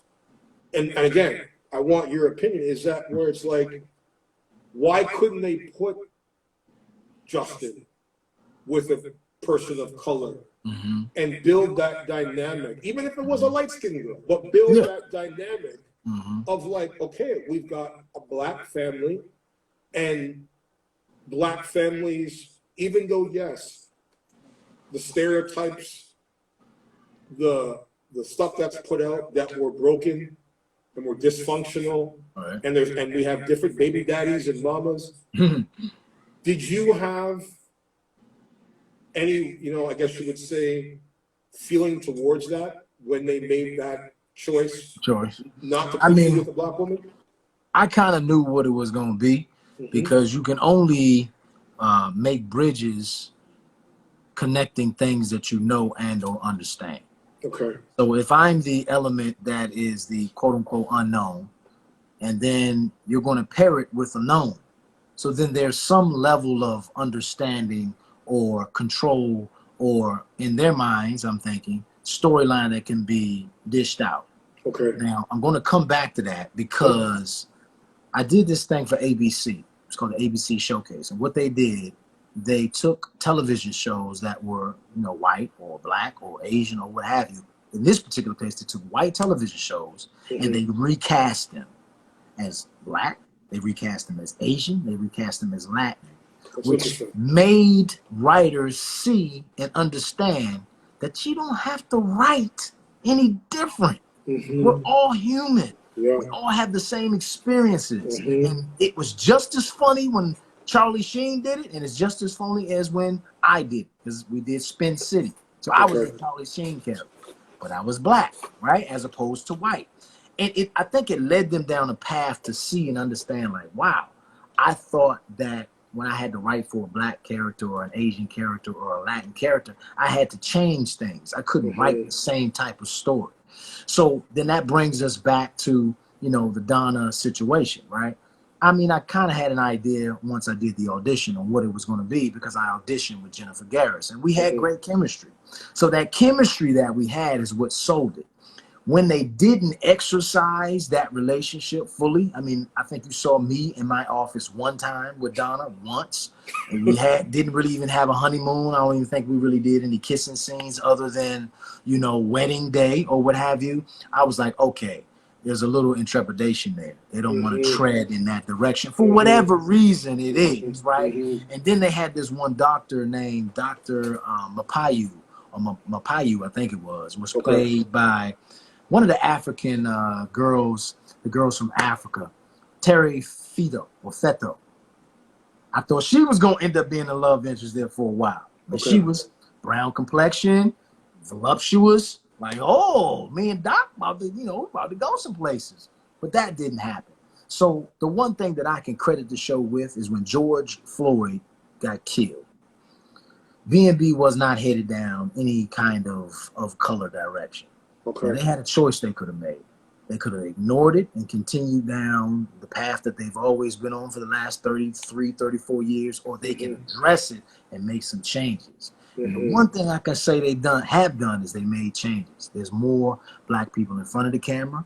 There's a black writer. I'm not going to say writers. I don't think they went that far yet. I haven't seen any black directors, but there are people behind the scenes. I'm not the only dude on set now. You feel what I'm saying? I got people behind the scenes that's dapping me up, that's behind the camera and what have you. So they were smart enough to take the lead of the nation and run with it.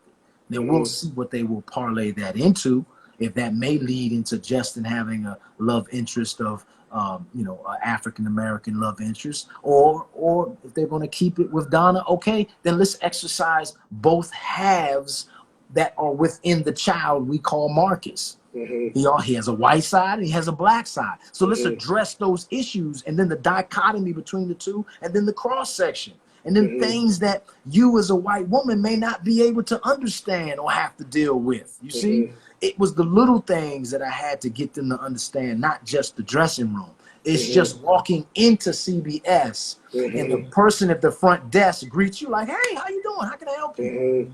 Same words. I walk in. "Hey, how you doing? How can I help you?" It's a difference. Same words. The other one's like, "What the hell you doing up in this joint, bro?" You know what I'm saying? And I'm like, "I'm on the wall. What are you talking Dude, about?" I honestly, I remember the first time I walked into CBS to do a show, and I walked through the halls, saw the girl at the front desk, checked in, and then literally came back. Like I had to go back to the car to get something. It was like less than 10 minutes. Right. And I come back in, she's like, "Can I help you?" Like, Right. you just checked me in 10 minutes ago. Like, did you see somebody else? Why didn't you see your ID again? Like, but it's me. You just saw me 10 minutes ago. And I get it. So like, that's to me. It's those little things that man. they don't. Sometimes people don't understand as privilege. So I've told this story. I'm gonna make it real super short. It's a guy. His parents gave him $50,000. He pulled himself up by his bootstraps. He got his own business. He went around door to door, knocking on door, passing out flyers, and now he's got customers, and he's built this company into a multi-million-dollar company. And people hear that story like, yeah, of course, that's what the American dream is about. But for me, and like how I came up, and people of color, we stopped at the 50,000. Your parents gave you what? I wish my parents had $50,000 to give me to pull myself up by the bootstraps. That's the privilege. That's the little things. Not having to answer why you're at CBS's front gate. Not having to explain why you need a dressing room with the bathroom. Those little things that's the most part of the privilege. Of course, there's the extraneous examples that go over the top, but it's usually the little things. People watching you while you're walking into the store. Why people want an African American mate, or at least to address those points that might ruffle some feathers. Let's address the elephant in the room. You know what I mean? So luckily too, they gave me permission per se to be like, yo, you can speak on that, because they know I'm gonna speak on it anyway. But like, I don't mind that you address the elephant in the room. Yeah, it has been a white show for 30-something years, very white, like extremely white. Well, that's the thing, and I think what to me, because even honestly, I remember I sent you the message before. I was like, I literally, no joke, like I write because I love you guys. I love Catherine, and I got invested. For me, as I said, like as a writer, as a producer, as an actor, I look at things from all different elements. Yeah. And honestly, it's like, if I could get in the room to write for you, dude, I could write you a story that will literally, when you take your character to a whole, because as soon as I saw the dynamic of where they were going with this Justin Barber dollar bill, and what pissed me off, it was like, you have the ability to really like build something. Yeah. And it seemed like it was in overdrive, that they were so quick to rush this thing through. And I'm going, what happened to the art of storytelling? Like, I get it, there's budgets and things like that, but the whole point of a show, it shouldn't be just about numbers and about ratings, because yes, those are important. But in order to create those ratings and high volume of episodes, people that want to tune in, you've got to give them something to bite on and say, hey, I'm enjoying this steak. I want to marinate on it. I want to sit on it for a while. I don't want to just wolf this shit down like a burger quickly and get gas and feel sick and be like, and to me, it's like, and again, like, I ain't even going to lie, bro. Like, I told you this in the text, was like, when you did that scene with Dawn and the tears started running down your eyes, no joke, they ran down mine. Because not only was that one of the most incredible performances I've ever seen between two powerhouses. But for my own personal life, I've literally, when I say, have gone through both spectrums. Yeah. From the dollar bill side, where you had this best friend that you trusted and you know, was your brother. Because like me, in my life, I don't have friends. Right. Like, if I have your family to me, if I let you into my world, your Right. family to me. I consider you a brother. I consider you a brother. Right. But it's like when you have that betrayal, and to me, it was I get it. If Dollar Bill was a good guy, if he treated Justin with the respect, in a perfect world, yo, that was some shady shit that Justin did. Right. Right. But in the real world of my own personal story, my own personal life, having given blood, sweat, tears for people that I've loved, Yeah. who literally have treated me nothing more than to help. When you know well in this business, bro, you know, when the lights are on, everybody loves you. Man. Everybody loves you. Yeah. But when the lights are off, they ain't lifting $1 for you, bro. They ain't coming to help you. And it was things that I learned even in the business, because I'm sure you've had this over your career, where you could have amazing chemistry on camera with stuff. Like it's so believable that you're like, these two really fuck with each other. Like they're like brothers. But then once cut, I run it up, hey, I don't really talk about that. Like we do our thing on set and that's it. And then I'm like, how do you go to work and put those performances out and not have that relationship? But it also taught me about the business, where this goes back to what you said. It's like, it's a business. Yes. And if you start to outshine somebody, it could lead to them losing their job. Yes. So there's going to be a thing for certain actors where, as I said, you could come into daytime, you could come into Bold and Beautiful and just play it safe. And that may work out.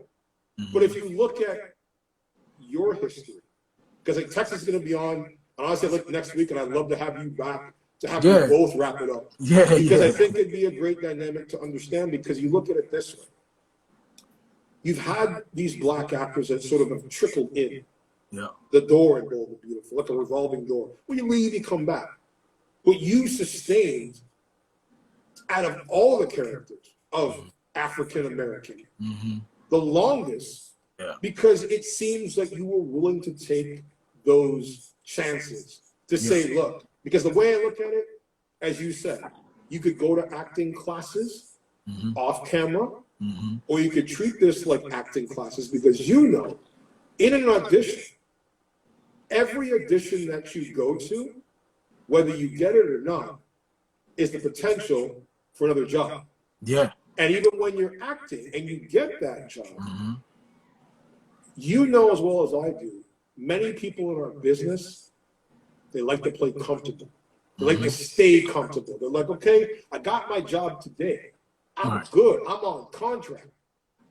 But as you said, when you came in, they promised you a family. They promised you this. They promised you that. And then one day a new writing ship comes in. Nah, I'm not really going with that. Yeah. So for you, what would you say, like, what has been your success factor for you in longevity? Man, longevity, bro. Come to the playground ready to play. Not coming to the playground with your idea of what the playground should be. You understand? Yeah, you can have your ideas and you can have put in your work with your character, but guess what? Once you get to the set, it's no more work that you can really do. You've already put in the work. Now it's time to deliver. And the way you thought it was going to be delivered may not be the way it's being received. So instead of playing ping pong, now y'all playing tennis. You're like, well, wait a minute, I was practicing like a mug for some ping pong. But nah, bro, we on the tennis court right now. And so for me, in this particular role, in this particular character, I had to take the understanding of, now I got to be Robin all of a sudden. This dude is a vet. He has the same type personality as me. What can I do to make this a comfortable environment, first and foremost? Second of all, where can I slide myself in to make me like be worthy? not of myself, but of you keeping me here. How can I turn this into something positive? And so once I began to understand all of that, once again, fly on the wall, I just sponged. Like I was just sucking up everything as much as I possibly could, so I can interject at any moment, at any time, a little bit of Justin. Whether it was a look, a facial expression, because I try to tell a lot what's going on with Justin because through his facial expressions, because a lot of times I don't have nothing to say. So I'm like, okay, you ain't gonna give me no words. I'll make my own words. No, you did. When the scene with Wyatt, when he came in the room and he was like asking you questions, you're like, I got this. I got this. Right. And just had that, and he's sitting there, and I love again then because Wyatt, Darren plays that character so animated in his expressions and how he portrays things where it's this jovial humor all the time. But you play in a humor that's almost like it's an arrogance, but it's a confidence, but it's also the fact of like, you know what? Keep underestimating me. Keep treating me like the help. Yeah. Because I'm a lot smarter than what you think I am. And I think that for you has been a blessing as a performer. And this is where I want to ask you then. Yeah. What's the differences for you between Aaron Spears and Justin Barber? Justin is probably a little more, I say, in control in certain, I guess, up until late in certain situations. I wouldn't say that I'm necessarily out of control, but like I love people and I'm always, giving love. And sometimes I'm probably a little more animated than Justin in terms of, maybe coming into an environment. I've had to learn early on that my presence is. I love this. Okay, we'll keep so going. it's hard to deal with and accept as a person where, why can't I just come into the room and be in a bad mood? And you know what I'm saying? Everybody else can be in a bad mood and doesn't make a difference. But if I'm in a bad mood, I change the entire energy in the room. If I'm in a good mood, then the whole energy in the room's in a good mood. So contingent on the event and what's going on, is how my personality is portrayed. It's never fake. It's always an aspect of myself, but I also understand the responsibility that I carry every time I go into a room. So for me, depending on the situation, considering I love people, I have no problem giving compliments. I always give compliments. Why? Because I'm confident about myself. So I ain't worrying about feeling insecure or improper or did I say the right thing or the wrong thing. I'm good with me. I can, I'm good with me. So I'm always going to share and spread that love. And I feel like Justin has had to develop that mystique through silence, right? Because you're not given so many lines and so many words, you have to wonder at the very least what's bubbling behind those eyes. So that was the part that I had to develop in a sense that I have to make this guy nice, because that's what they're looking for right out the gate, right? And through the niceness, you begin to see he has a moral values. He has this moral compass that he's guiding this kind of off the charts boss, quote unquote, of his, and he's giving him that underlying layer of calm, of mystique, of I'm nice, but I ain't gonna take no shiz. You understand what I'm saying, bro? And if we got to go at it, then I guess we just gonna go at it. I'm not a pushover. I will do what you say out of respect for the love that we have for one another as men, but you're not just going to boss me around and tell me what to do. No, it's not that either. So those things I think are similar. Like, I don't take no mess. I've never been that dude. I'm cool until I'm not. That's this is the thing. And I love that you said that because I had this same conversation with Shona Augustus where, because again, me and you have the sort of same type alpha mentality on set. We're loud. This is who we are. But the question I asked him, and this is where, I want to ask you the same thing, is that us as people of color, when you have these certain types of A-type personalities, when we're on a set, you sometimes deal with, and even as for Black women the same way, you're considered too loud, and sometimes you've been told hey, you need to turn it down. But then I've been on sets, for example, you know, and he's like a family to me, but like Tom Cruise, who I worked with years ago. And Tom has, I mean, one of the most dedicated professional guys I've ever known in this business. But in his, you know, antics, people bottom line go, oh, you know, he's loud. And I'm going, you know, you would never tell a Tom Cruise to turn it down. Right. But for us as black men, if we're over the top, we're considered a problem. And there's an old saying that my mentor used to say to me when it comes to the business as black performers. Last to be hired, first to be fired. Yeah. Because we've got to come in and sort of play either not ourselves by staying, as you say, quiet, like some people chose to do, but you're not like that guy, I'm not that guy. So how do you, like, has anyone ever told you to tone it down? And also, when you came to Bold and Beautiful, as you said, you didn't know what to expect with Dom. Take me back to the very first day you worked together. In that first scene, was there a pressure for you? Did you feel intimidated? Or were you like, I'm just ready to go, I can handle this guy? Man, so what I try to do is this. First and foremost, I always try to lead with love, right? Regardless of the presence that I bring. If you lead with love, and especially on a set or on any particular environment that you can intimidate people or that is intimidating, I have a tendency to do that. So you got to remember, here I'm going to take you for instance. You walking in, big 6'3", 6'2", however big you are, right? Right? You walking in, black dude, loud, and then you have this attraction thing to you. People want to be attracted. So you're already dealing with whatever other people may think about black men, right? And then here you go, you this big black man, okay? Then you got the stereotype. You know what say again? Terry Crews? Yeah, you know what I'm saying? You got with Terry Crews, but then you got, let's just say you got big feet. Yeah.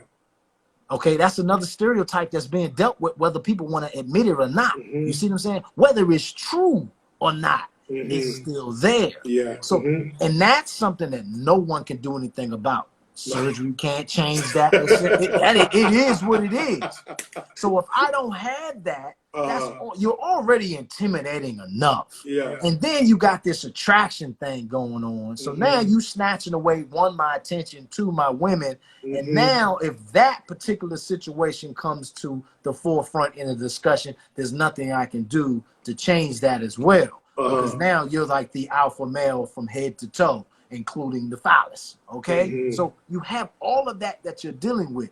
So I try to be cognizant of that. And if I lead with love and I lead with a giving heart, I have a tendency to diminish their insecurities. Because it's not my fault you're feeling like that. I'm walking and being me. And again, I'm not going to douse my shine for you. So that's your insecurity. Hashtag douse your shine, guys. Yeah. Welcome to Hot Topic Celeb TV. We're here with Aaron Spears. Don't forget, you can check us out every Sunday on Sunday Service. Tonight, joining us in the building, Aaron Spears from the Bold and the Beautiful. Hashtag don't let anybody douse your shine, ladies and gentlemen. Continue. That's real. So when you lead with that love, man, it also makes them feel comfortable. That's what it's really about.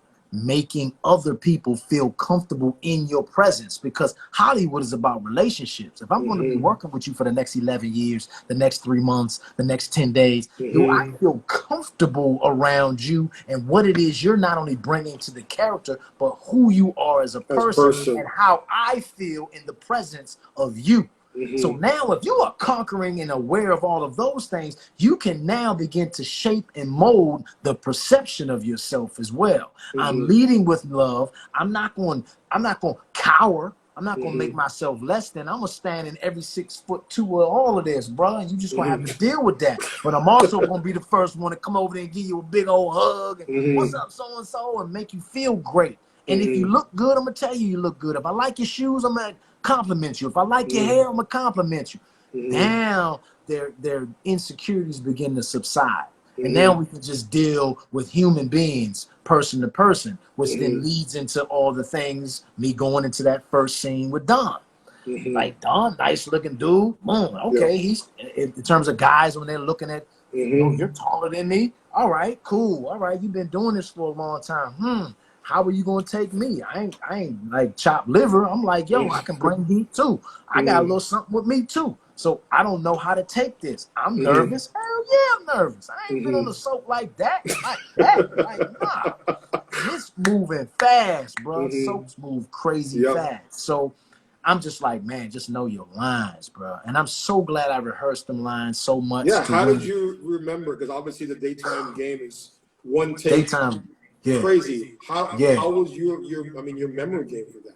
Memory game, you're like, auditions are nothing after you've done soaps because you get so much dialogue. But in the beginning, it was just a matter of just like repetitiveness to the point that it was almost sickening because you didn't have much time to get those words in your mouth. And while you're walking to set, they may hand you a paper with some changes, or they may yell over the loudspeaker because that's what happens on soaps. There's not a director on set with you. There's a person in the booth. You hear them, but you don't see them. So they may be like, you know what, we're 5 seconds over. You guys cut this, blend that paragraph with that paragraph, and then don't say the last 4 lines. And then you're supposed to be like, okay, what?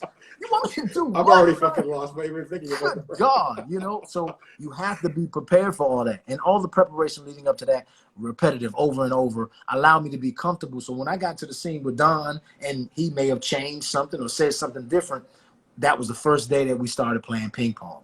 You serve the ball, I'm gonna serve it back to you. Because I learned that some actors don't like for you to change the lines. I didn't know that. I thought every actor liked to play in the playground. I didn't understand you wanted a rigid mold of a castle that you pack and then turn over and then take the thing off and it's a castle. I thought you wanted to build it yourself and you might add this and do. Some actors don't like that. So that set the tone for what we would be. Are you a stickler for lines? Because I just threw something at you and you threw it right back at me. Oh, okay. We can play ping pong. All right. You like to get down in the sand. Yo, let's do it. And from then on, that's what helped our dynamic as well. Because it won't matter what he threw at me. Like, I don't care what you say. I'm going to throw something back at you. So be ready for what I'm going to throw back at you. You trying to throw me, I'm going to throw something at you too. So for you, like obviously in this long career on the show, what would you say, and even we can even go back to the beginning of your career, what would you say the difference is now for you as an actor, not only in daytime and on Bold and Beautiful, but just overall, the differences from when you started to now, and now dealing with the world of reality TV and social media and all the changes that have happened in the 20 years. What would you say? I would say comfortability. Okay. The more you do something, the more comfortable you're going to be. So like now, like I'm not really scared of anything. You know, I mean, if you could be on soaps, I tell you, you can be on anything. I don't care what it is. Nothing. The hardest medium, man.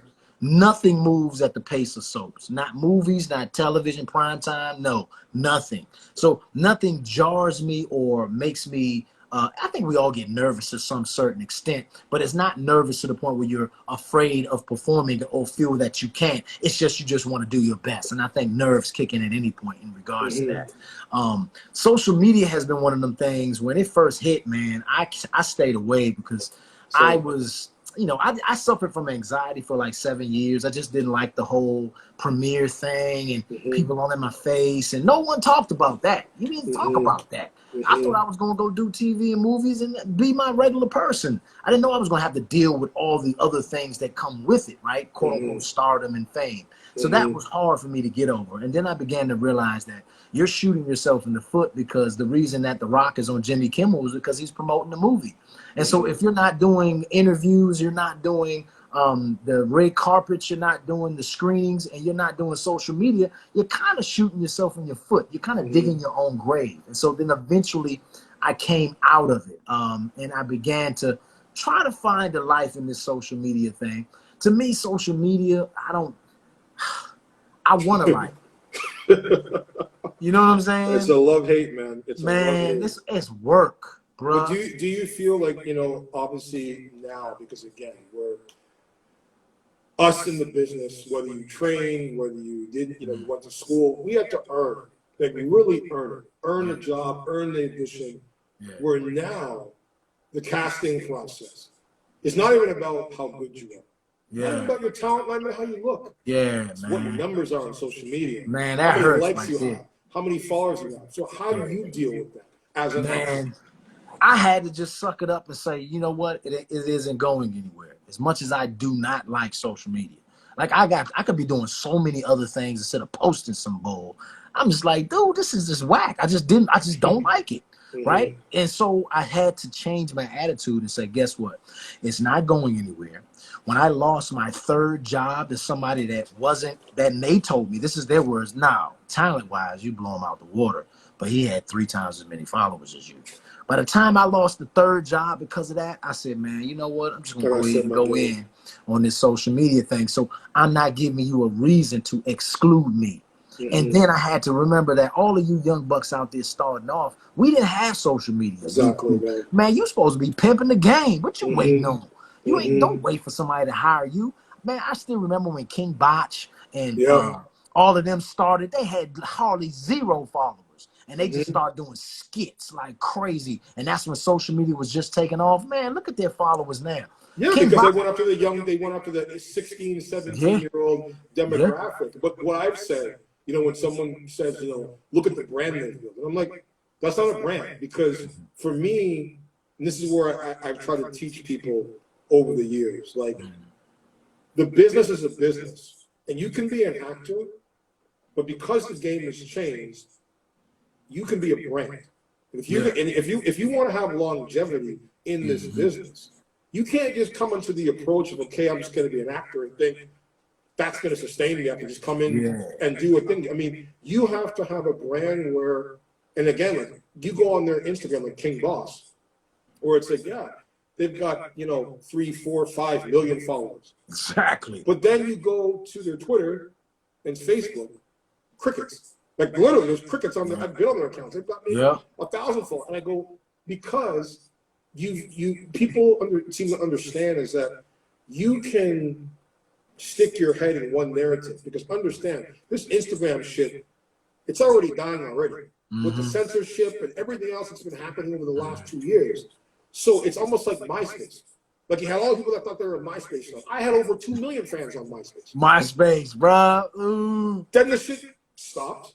Yep. And just like every other platform, you jump over to a new one and you start back at 0. Yeah. And then you have to build up again. And this is why I try to stress to people is that if you really want to, and for me, being a producer and a creator, I tell people, number one, if you're getting into the game, you're getting into the business, build your own platform. Forget Instagram, forget Facebook, forget Twitter. I have my website. I have my company website, my personal website. So every subscriber that I get on my website, they're mine. And if I was to shut down all my social media, I don't lose them. They're still there. These guys, if their accounts get hacked and somebody wipes out their social media, then all their sponsorships, all the things that they've built up are gone. And these companies that are pimping them for their numbers, for their followers, they don't care about you. They don't care about who you are. They don't care about whether your performance is good. It's about the numbers game. And I think it's a stress, I think, for me and I think for other people in the business, and even probably you, is that where you have to earn it. You remember those homeless nights. And then you're like, this motherfucker did like some stupid video with his dog. Next day, he's got 4 million followers, endorsement deals, contracts. And you're like, what the? I've been doing this shit for 30 years. Yes. Grinding, hustling, struggling, putting in the work. And you're watching people in those situations take opportunities now. And then remember, it's not even the opportunities from the social media game. Going back to what your earlier point when you said, you know, now the business has changed where you're getting, where before it was either made a choice, primetime, daytime, commercial. Now you got the big name actors like Denzel Washington with all these streaming services like Amazon and Netflix now taking away the opportunities from the actors like myself who are not a Denzel or you are not a Denzel. Right. Where we can't even get in the room because it's like, well, Denzel wants to be in it. Okay, look at my budget. Yeah, I like you, but this is fucking Denzel. We got to fill the budget to make room for him. So how do you deal with that frustration? Do you ever get frustrated in those situations? And how's your approach to that?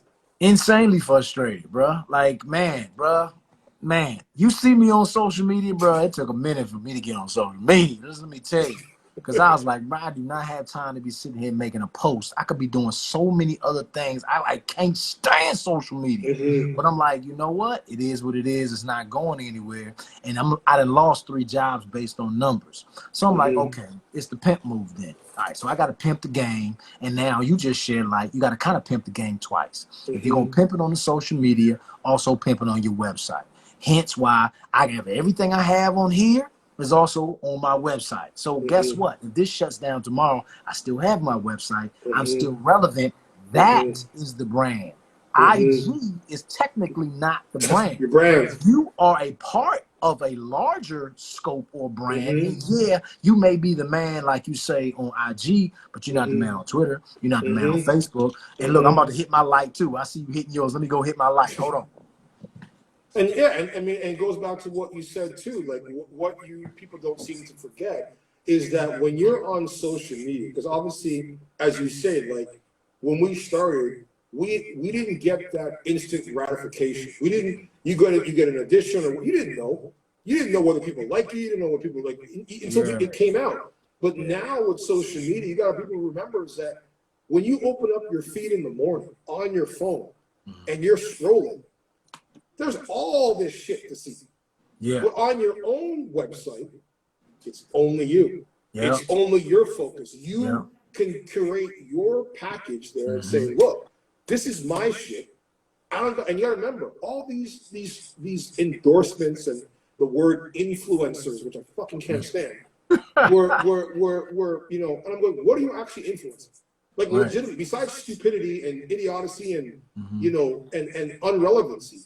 What are you influencing? And on top of that, it's like when you look at how the social media game is used now.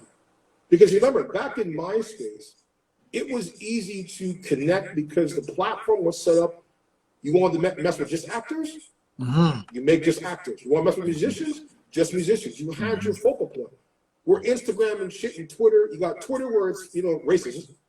Facebook where it's censorship, Instagram where it's thoughts and ass and titties and everything else. So there's so much filter, and it's like, to me, I'm going, everything is getting so diluted now with what is being put out that people don't even appreciate anything anymore. They don't appreciate television, they don't appreciate the art, they don't appreciate, you know, the craft of the business.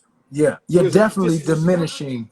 You're definitely diminishing attention span, right? Because everything is very quick snap this, scroll. The attention span is very short. And then the other thing that I learned, and I learned this through reality TV, everybody that's good or anyone that's good on social media, let's just say IG, for instance, at whatever it is they do, may not be the best, quote unquote, at really what they do, because they're the best at what they do under their own parameters and time frames. But if I put you on a set, it's not under your time frame. It's not under your budget. It's not under how many times you want to do it before you get it right and post it. It's under the parameters of that show. So there was this makeup show, and the girl was the bomb on social media. But when it came to time constraints, and in 20 minutes you got to create this look, you're used to starting over as many times as you want to start over. You're used to doing as many takes as you want to do. That's not how it works on set. So every person that's this skit superstar on social media doesn't mean that you can translate that directly to the set. I'm not saying that some aspects of what it is you're doing won't translate, but there's a good understanding of you're not going to be able to do it as many times as you want. And the wardrobe isn't left up to you. And how your makeup is done isn't the way you want to do it. You see what I'm saying? It's all of those 100, aspects that bring it to professional level as opposed to quote unquote hobby that all of a sudden took off and now you're a social media superstar. But can you sustain it when it transfers over to the profession or just translates into other aspects of life that you are taking out of the equation? Someone is hiring you now to do a job within a certain amount of time. Can you do it? Because we don't know how long it took you to do that painting for real. It could have took you 2 months and you posted it. Looked like it took you 2 weeks. You know? So for you, like obviously, like when you like for you, you know, as I said, being a veteran of the game, what for you would you say has been your biggest challenge or obstacle that you faced in this Hollywood game? Man, just trying to find a way. See, there's a difference between being an actor who bartends, caters, waits tables, and then you act. And just acting. Like acting is the job. Most people don't understand that when they say, and that's a wrap on, you're unemployed. That means there's no more checks coming in, which means you have to land another acting job. Otherwise, you're not getting paid. And that's the hardest transition that I've had to deal with, is going from working another job. Mine was substitute teaching. I used to bartend, I used to cater, I used to remodel closets, and I used to cut hair. I used to do all of that just to make enough money to pay the bills. And when you let all of those go, and now the only thing you do is act, bruh, that's a whole nother animal. One, you better know your craft, because knowing it and performing it is two different things, considering who's casting it and what they're looking for. Again, you could be the best one in the room, doesn't mean you're gonna get the job. So trying to sustain a family of what, 5 kids, a wife, that's 7 of us. Or that's on my shoulders. That weight is I'm always carrying that weight, but I also carry the relief of wifey not working. And now I know the foundation of what's being put into my kids. And if they're eating, that's one less thing I don't have to worry about while I'm on set. And then there's the situation of being on set in your hometown and being on set out of town. When you're on set in town, you still got to come home and be father, husband, daddy, take them to practice, cook it, and still know your lines the next day. When you're out of town, at least for me, all of that is now handled by the wife. Well, that's the thing I wanted to ask you. How do you, I mean, again, like, as a testament, man, I tip my hat off to you. I tip my hat off to Don Diamont with all those kids. Yeah, right. You know, how do you maintain the balance? Because obviously, you know, this is a business, as you know, which is, it's so detrimental in so many ways to health, mental health, relationships, you know, having that solid partner, if you do are lucky to have one, because as you know, this is a business where it's the highest divorce rate ever. How long have you and your wife been married for? We've been married 20. Okay, wow. Been together, what, 27, I think. Okay, so how, for someone who is in the Hollywood game, who's doing this like you, what advice would you give to them on how you've been able to sustain not only your career with being a father of 5 kids and being able to balance the 2 or even the 3 objectives of fatherhood, the career, and being a good husband? Because you can be a great father to your kids. Yeah. And the wifey, yes, is at home holding it down. And then you're working those long hours. Because I even talked about this with Ron. Did you ever have a problem at the end of the day, whether it's with playing Justin or just disconnecting from the character and coming home and being a great husband? Or did you find the balance easy for you? As you said, when you came into the business, it was like easy job. Was that the same approach to your fatherhood and being a good husband and handling your career? Hell no.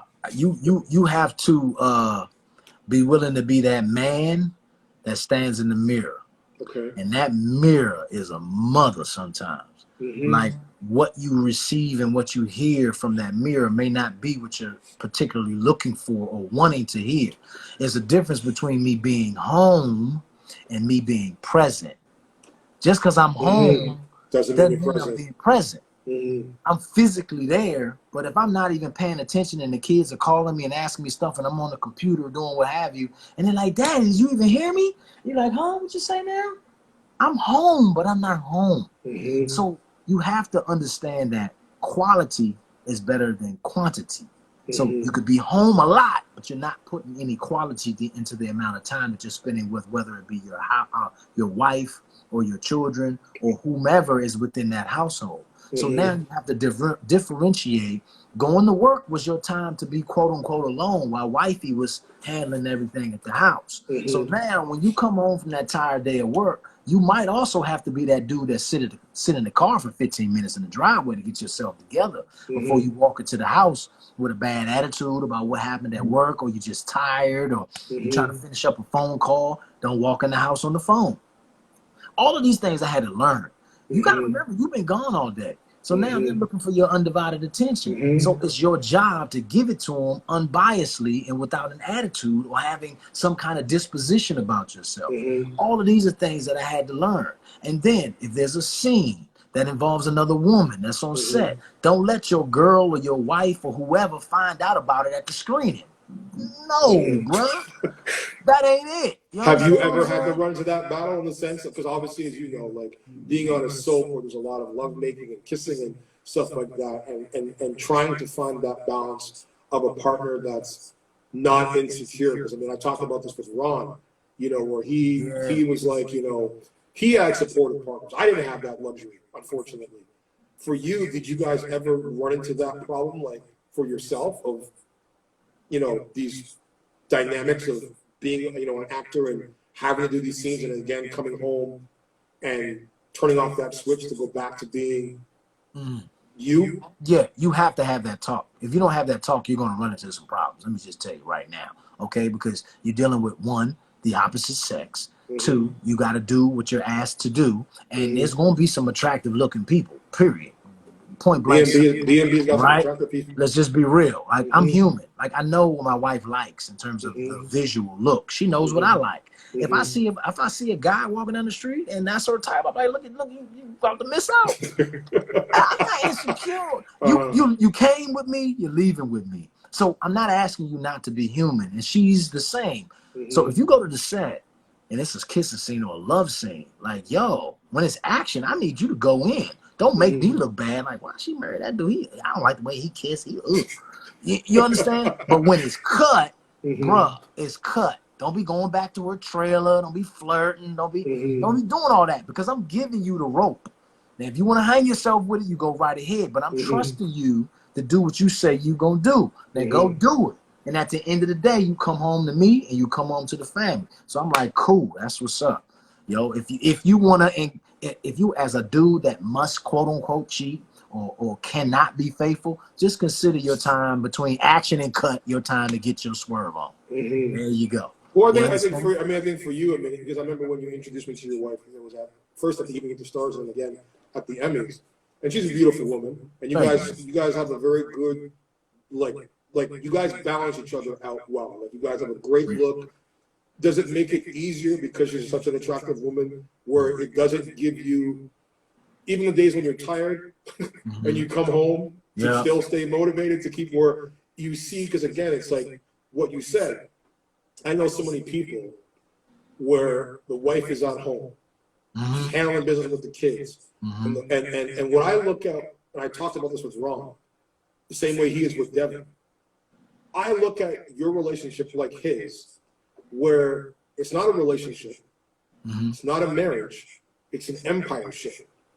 Because what I mean by that is, you, as you say, I'm not going to dull my shine. That means that Aaron views himself not as a prince, a playboy who's running around who can't handle the kingdom, but as a king, king boss that, you know what, he holds the shit down. He goes out into battle every single day and grinding in those streets. And the queen at home, who's not a princess, She's not sitting around waiting to be taken care of. Right. She's holding shit down. She's holding the kingdom down so that when my king comes back from the battlefield, we run this kingdom together. And that's what I look at your relationship, because I'm going to be able to have 5 kids, 20 years. And on top of that, she's still beautiful, still attractive, where you see in so many relationships where women have 1 kid. Right. And they just let themselves freaking go. Yeah. And then all of a sudden, the guy comes home after putting in that work. Yeah. And yes, she may be running around, feeding the kids, taking the kids to school and band camp and all this other shit. And she takes off her, she's in her, her sweats all day, looking like a hot mess. And he comes home horny as a motherfucker. Yeah. And he opens the door and he sees this hot mess. And he's like, what the hell you been doing all day? Just laying around, eating bonbons, watching soaps and shit.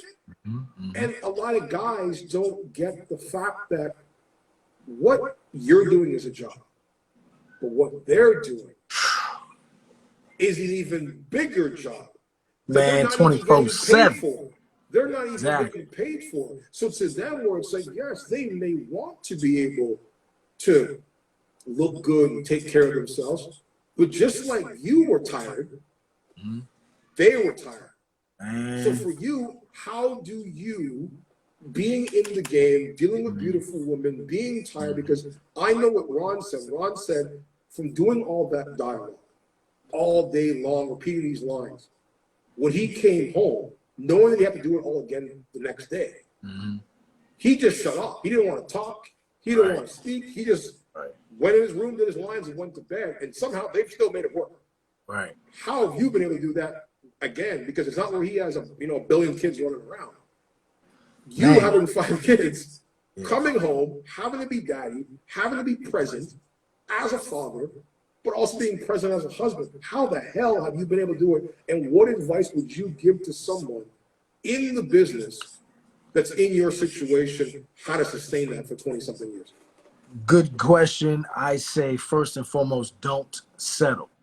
A lot of people settle. Like, if I'm just using numbers, that you like a E-type girl, but you settle for an I. Okay. Eventually, if your star starts to rise, and even just going out of the door every day, the E type of female is going to be the one that's going to catch your eye every 5 minutes, though you got an I sitting at the house. Okay. But you know that you just settled for the I because she was nice and she was this and she was that. Don't settle, because whatever is for you is going to be for you, and it's still going to be there for you when it's time for you to receive it. But first, you need to get yourself ready to receive. Work on yourself.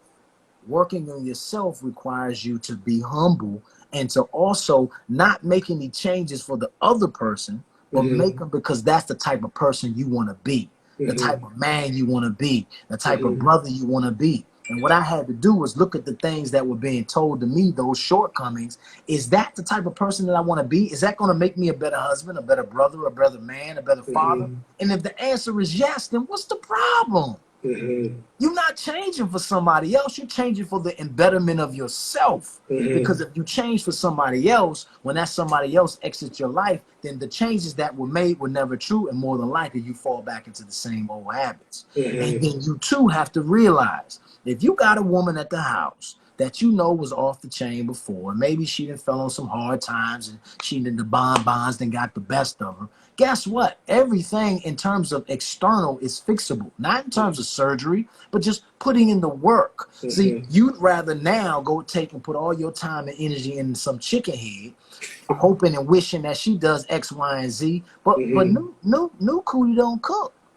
New cootie don't pick the kids up from school. You see what I'm saying? New cootie not making sure you got dinner on the table. So it's like, how about you taking that time and energy and investing it into her to see what changes possibly can be made? You'll be surprised at what your girl or your woman will do if you invest the time in and ask them, is that something of your liking? I'm talking about your wildest dreams.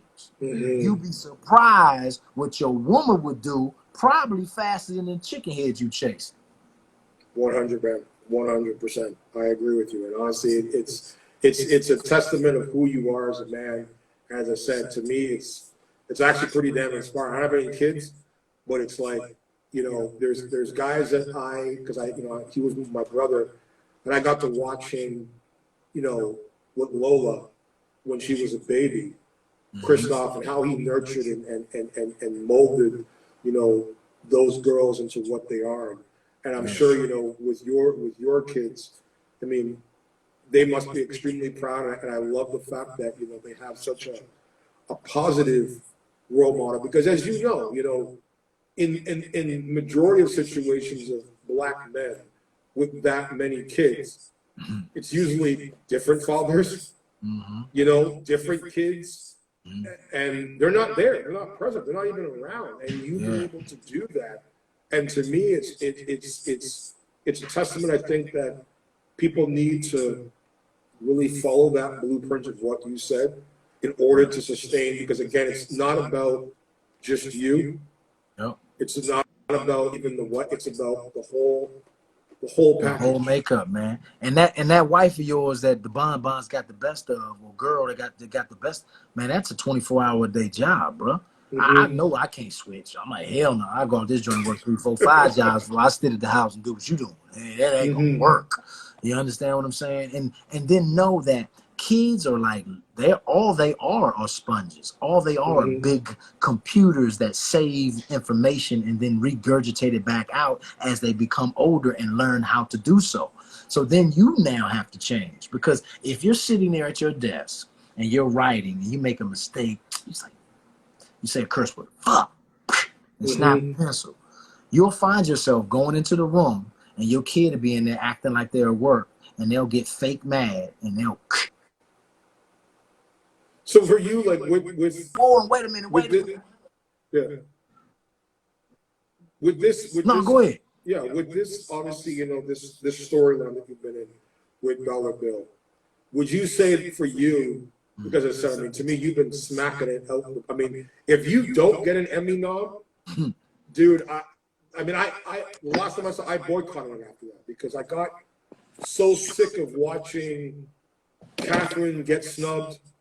I still got sick of watching my best friend Sharon Case get snubbed. Right. And to me, if you don't get an Emmy nom, because I mean, again, there's nobody that's been putting out. And I'm not even just talking about on Bold. I'm just talking about soaps across the genre.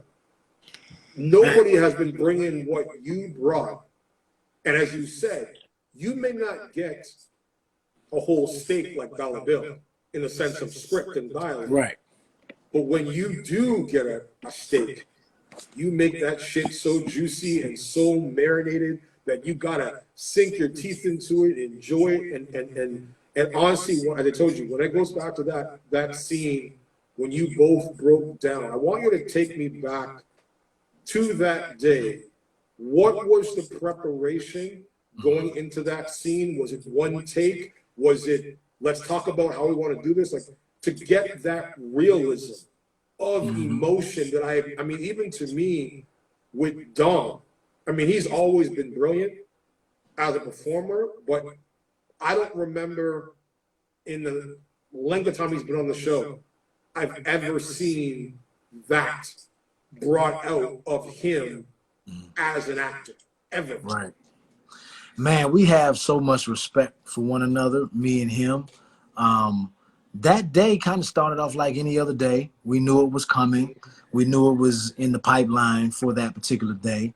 We usually meet up in his dressing room before scenes, you know, earlier on in the day. We get our makeup, get our wardrobe on, and we have this thing on B&B where we run lines of each scene 3 times in a row, back to back. And if you need more, cool, we'll do a couple more times, because we want it to be there, but we also want it to be fresh. We don't want to beat it into the ground where it's not fresh, right? So we'll do it.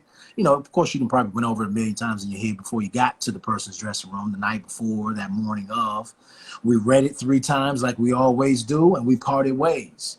And so when it came time to do the scene, ironically, man, there normally is, in the morning, we'll go through blocking and what have you. I think we did that like we always do and take little notes and we write that down.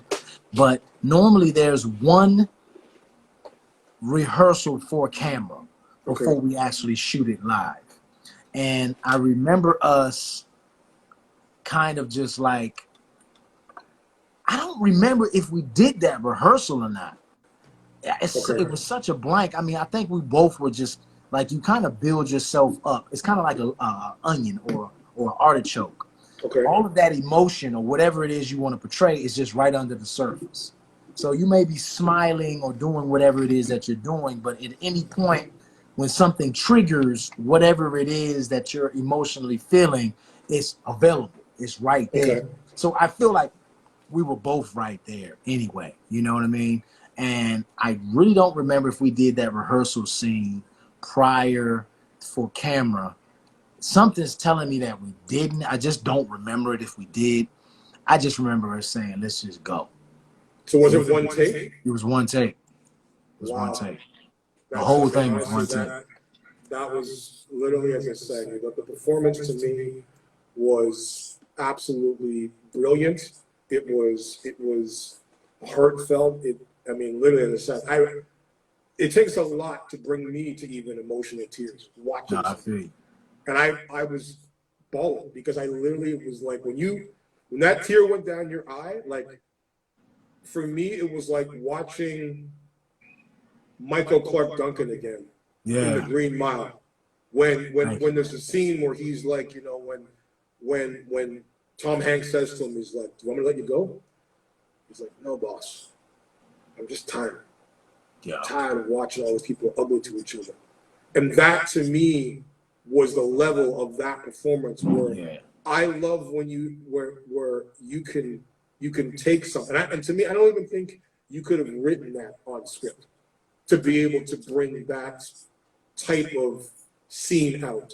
Because obviously the two of you, as you said, you know each other so well. There's a common level of respect. But it being so intense, after that scene, like, and it said cut, what was the room?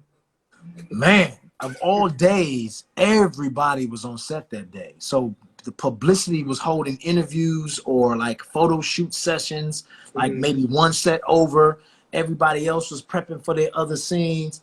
Man, when we finished that set, I didn't know everybody was there. I had no idea because we were so invested in the scene.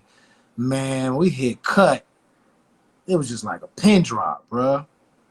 It was nothing, no noise. And then, you know, we don't ever try to promote this because if you start, quote unquote, applauding or clapping, and then everybody after every scene is looking for a clap or an applause, you know what I mean? But it just, just erupted.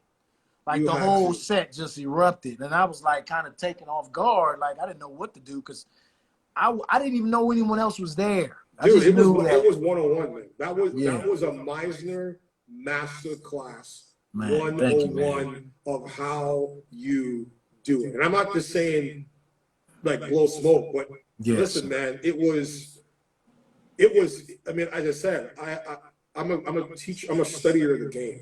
Yes, studier in so many ways of watching people's craft and how they do things and mannerisms that you talk about, like things other people don't pay attention to. Yeah, I watch. And to me, I watch the levels of not only how you've come back, because to me, you've played it this time around.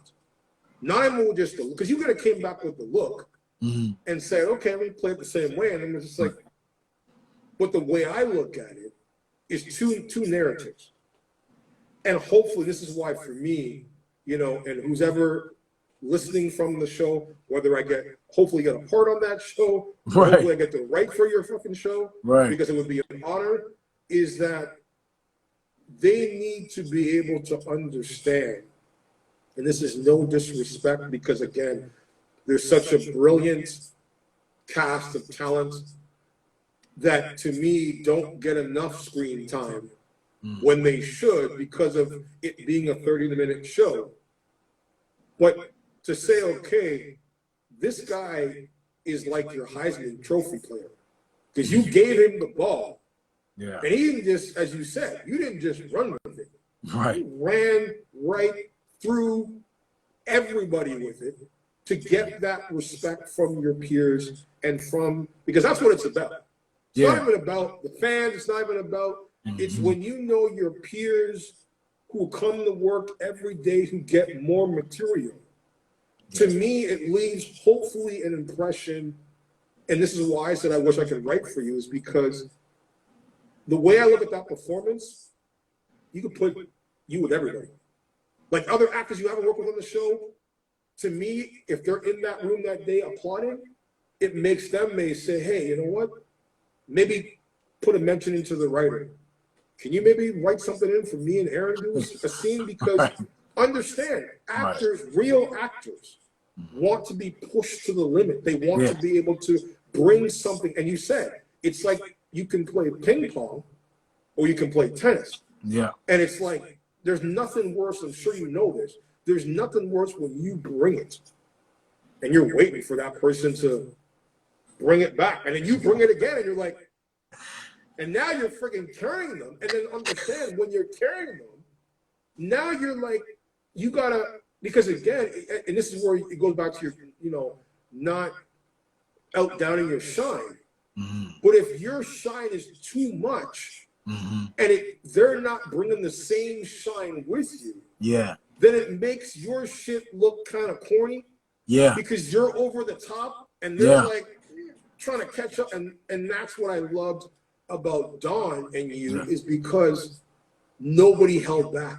Nobody like, and again, like, it's even, and it's the subtle details. Even when he was getting angry and explosive, being Dollar Bill, and even though Justin was angry, but he still paid attention as an actor yourself to like, Aaron still isn't, like Justin's still in control.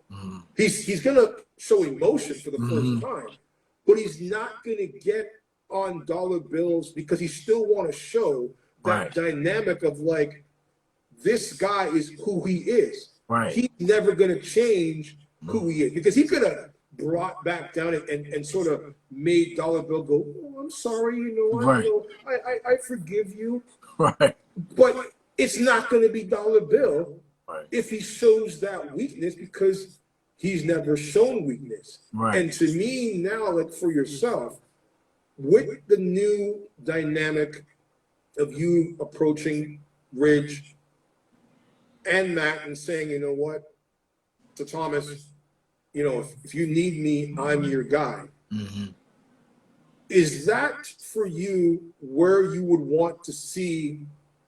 Because this is where for me the writing, where I'm like, if I'm writing for Aaron and even for Justin, aren't you sort of doing what he was doing before, being another person's second guy than being the guy? To me, if I'm going to write for this guy to develop the character to where it should be, to keep with the continuity of the storyline, then I'm going to write it where it's like, okay, if you need me, yes, I can spill all the tea. But I'm going to put myself in a position that while I'm spilling the tea, I'm the guy. And I'm building my own empire. And this is where I'm going, okay, you got, you know, another treachery taking place right now with, you know, Quinn and Carter. Where his ass about to get fired. Like it's not even a question. And listen, I can't knock the man because Rena Foster is hot as hell. So if it was in real life or not in real life, listen, man, I ain't mad at you. I made the same damn decision over and over and over again. So his ass about to get fired. To me, the way I look at it, you got now, because again, it's where, as you say, Bold and the Beautiful has done their homework after the George Floyd situation. And done, I guess you would say, the diversity changes. And yes, they've given Carter a prominent executive title role as a black man. He's not a thug. You, not a thug. if I'm writing, I'm putting these two together. Right. Because they're both on the outside. They're both Right. about to get for different reasons. Right. And here you got a guy who is ruthless, but nice, but ruthless. I mean, he throws people out of helicopters and shit. Right. You. And then you've got Carter, who's a nice guy, but playing and becoming a bad boy in a different way. Right. Where you got the old lion to sort of take him under his wing and say, okay, you know what? You can be, because you're willing to play not the corrupt shit. I don't gotta clean up your mess. Right. Like, you don't got, because I've done the clean up the mess. I can be the boss. I can delegate things to you, but in the sense you're gonna be your own man, because I think the way that Aaron's character, or Justin's character is played, it's not even about, I think for him, and you can maybe, because you know the character, it's not to me about whether he was the boss of Spencer, whether he was the guy to take over for Bill. It was about, as you said, in your real life. First he got the money, then he got the power to do the things that he did and have the lifestyle that he did. But you know as well as I do, in life and in business and in personal and in storytelling, nothing is more important to a man than respect. Yep. Because you could have all the money, you could have all the power, but as you look at Dollar Bill, it's a lonely place. He don't got no real friends. Like, Justin's been his only friend. That's it. He's been holding it down for 20-something years, and he never got that respect. And he was like, what? And as you said, when you're on the set in a bathroom with, or in a room with no bathroom, not getting that respect. Right.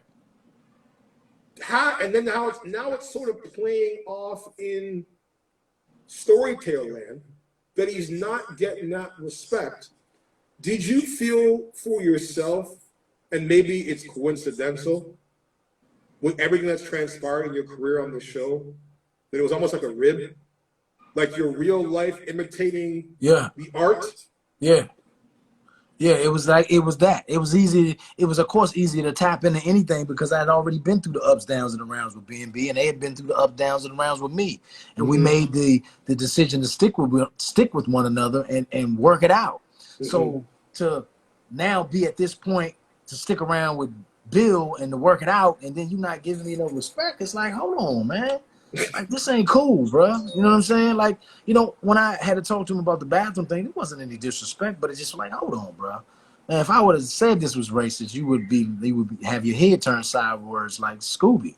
But let me break it down to you why I'm asking for a certain thing and why maybe someone else would have framed it in such words. And now you can understand why, right? So it was kind of that situation with this. It was like life was imitating art. And that I had been through so much, and so much was bottled up. So it's the culmination of all of the frustrations of not only my personal life, but also the show. And then the fact that you don't know where you're going from here. They're not telling me what's next. I don't know that I'm going to Ridge. I don't know any of that. I just know right now, yo, if we're going to do this, let's not halfway do it. If we're going to do it, let's do it. That's why I told they halfway did it, because to me, even when you were showing those emotions in those scenes, and Dollar Bill was, screaming, and you're my friend, and this and that, it didn't feel to me, because you said it to Thomas in the cage, your frustrations. Right. But he never really said what his reasons were to Bill. He never even got the opportunity to actually really say, like, yes, you said, okay, I've been holding it down. But you never really said, okay, this is the reasons why I did this. Right. This is the reasons why I've been feeling this way. Right. This are the reasons that led me to having this, lack of judgment. It wasn't really, to me, a lack of judgment. It was anybody being in that situation. It don't have to even be, it could have been the roles could have been reversed.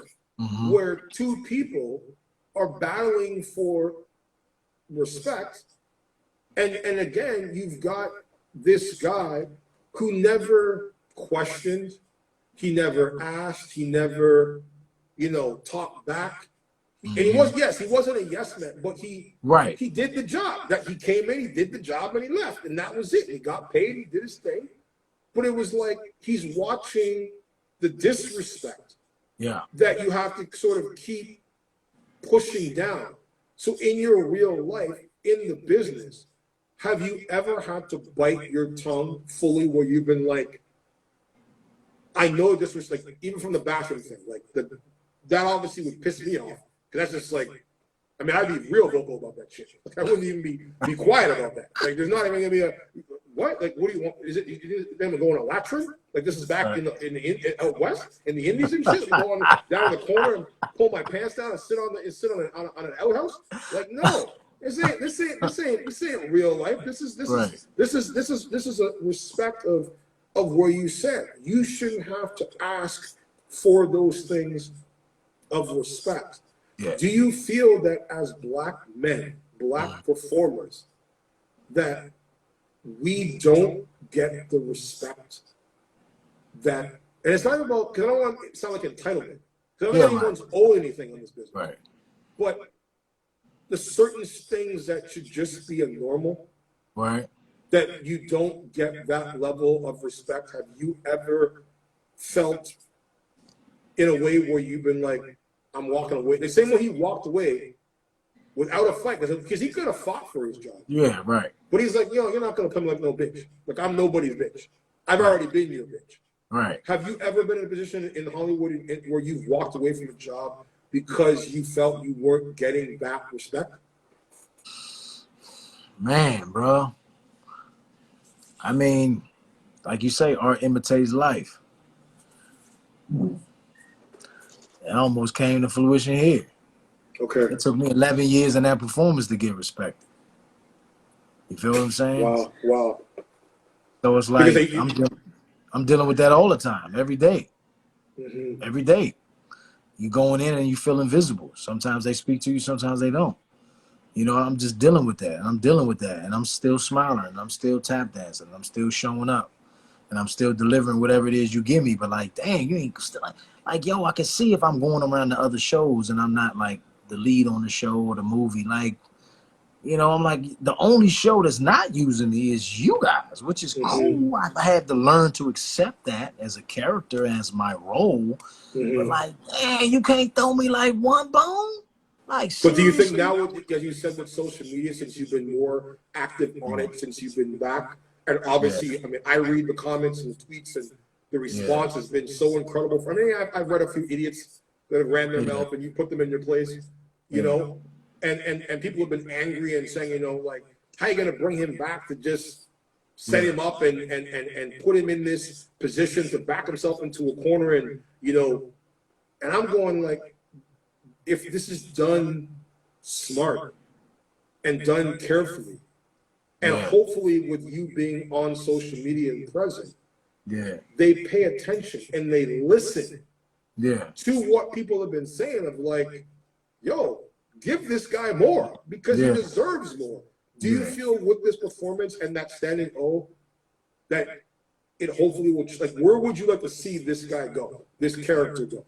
Man, it's really always hard to try to figure out where he is going to go because it's just soaps and you never know. And my boss, like meaning Bradley Bell, who is executive producer of the show, he's his own man. You're not going to tell that dude what to do. You understand? I learned that real quick. Every person that want to try to tell him what to do, got all these 1,000,001 ideas, like, your ass is gone just as quick as you got up in the place. You feel what I'm saying? So I'm like, nah, first of all, I'm going to respect you and what your family is built, and I'm going to let you do what you do because you're a grown man and you know what to do. If you give me something, I'm going to portray it. But at the same time, you want a piece of meat and you want something to chew on. So I was very happy to see and hear him in an interview say that he hears and is listening to the fans. I feel like there was a switch and him listening to fans from that last fan event. The last fan event, without me even knowing, I went but so much of it was addressed to Justin and what you were going to do with Justin. And ironically, they sat me right beside him. So I would just defer to him, like, you know what I'm saying? Like, and then people coming up asking for autographs and, for the pictures and things every time. And once again, I was sitting next to him. A lot of it was about Justin. So I think that kind of opened his ears to listen. And I felt like, in addition to George Floyd, like I said, they could have just sat back and did nothing, but they chose to act upon it. In addition to the fan event, in addition to Twitter's been rocking for a minute before the storyline, and now for the storyline to come into effect, and then the type of response that was given, I would think they would lean more in that direction of giving, Justin a more prominent role, or at least more dialogue, or at least mix it up some more in some kind of way. I think the things that you said about Carter and him possibly coming together, I like that. That sounds very good and interesting. You also brought up another point that was really good. If going to FC, Forrester Creations, is the recreation of what he already was, then what do we do all that for? Exactly. That's a great point. So I don't know where they are going with Justin, to be honest, because they don't tell me. I don't know until I get the script. I know that Don had certain feelings about what was going on, because now you're asking to end the bromance that we made popular. So now where do we go from here? And then who else does Bill have to count upon if his right-hand man is now gone? So I know those were concerns that were brought up. What direction they're going in and how they're going to portray it and I guess resolve it, I don't know. We may go far left to come back far right. I don't know. Do you think they'll reconcile Dollar Bill and Justin eventually? I don't know.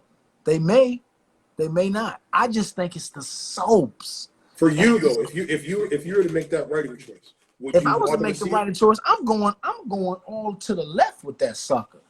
Yo, Justin gonna get Katie.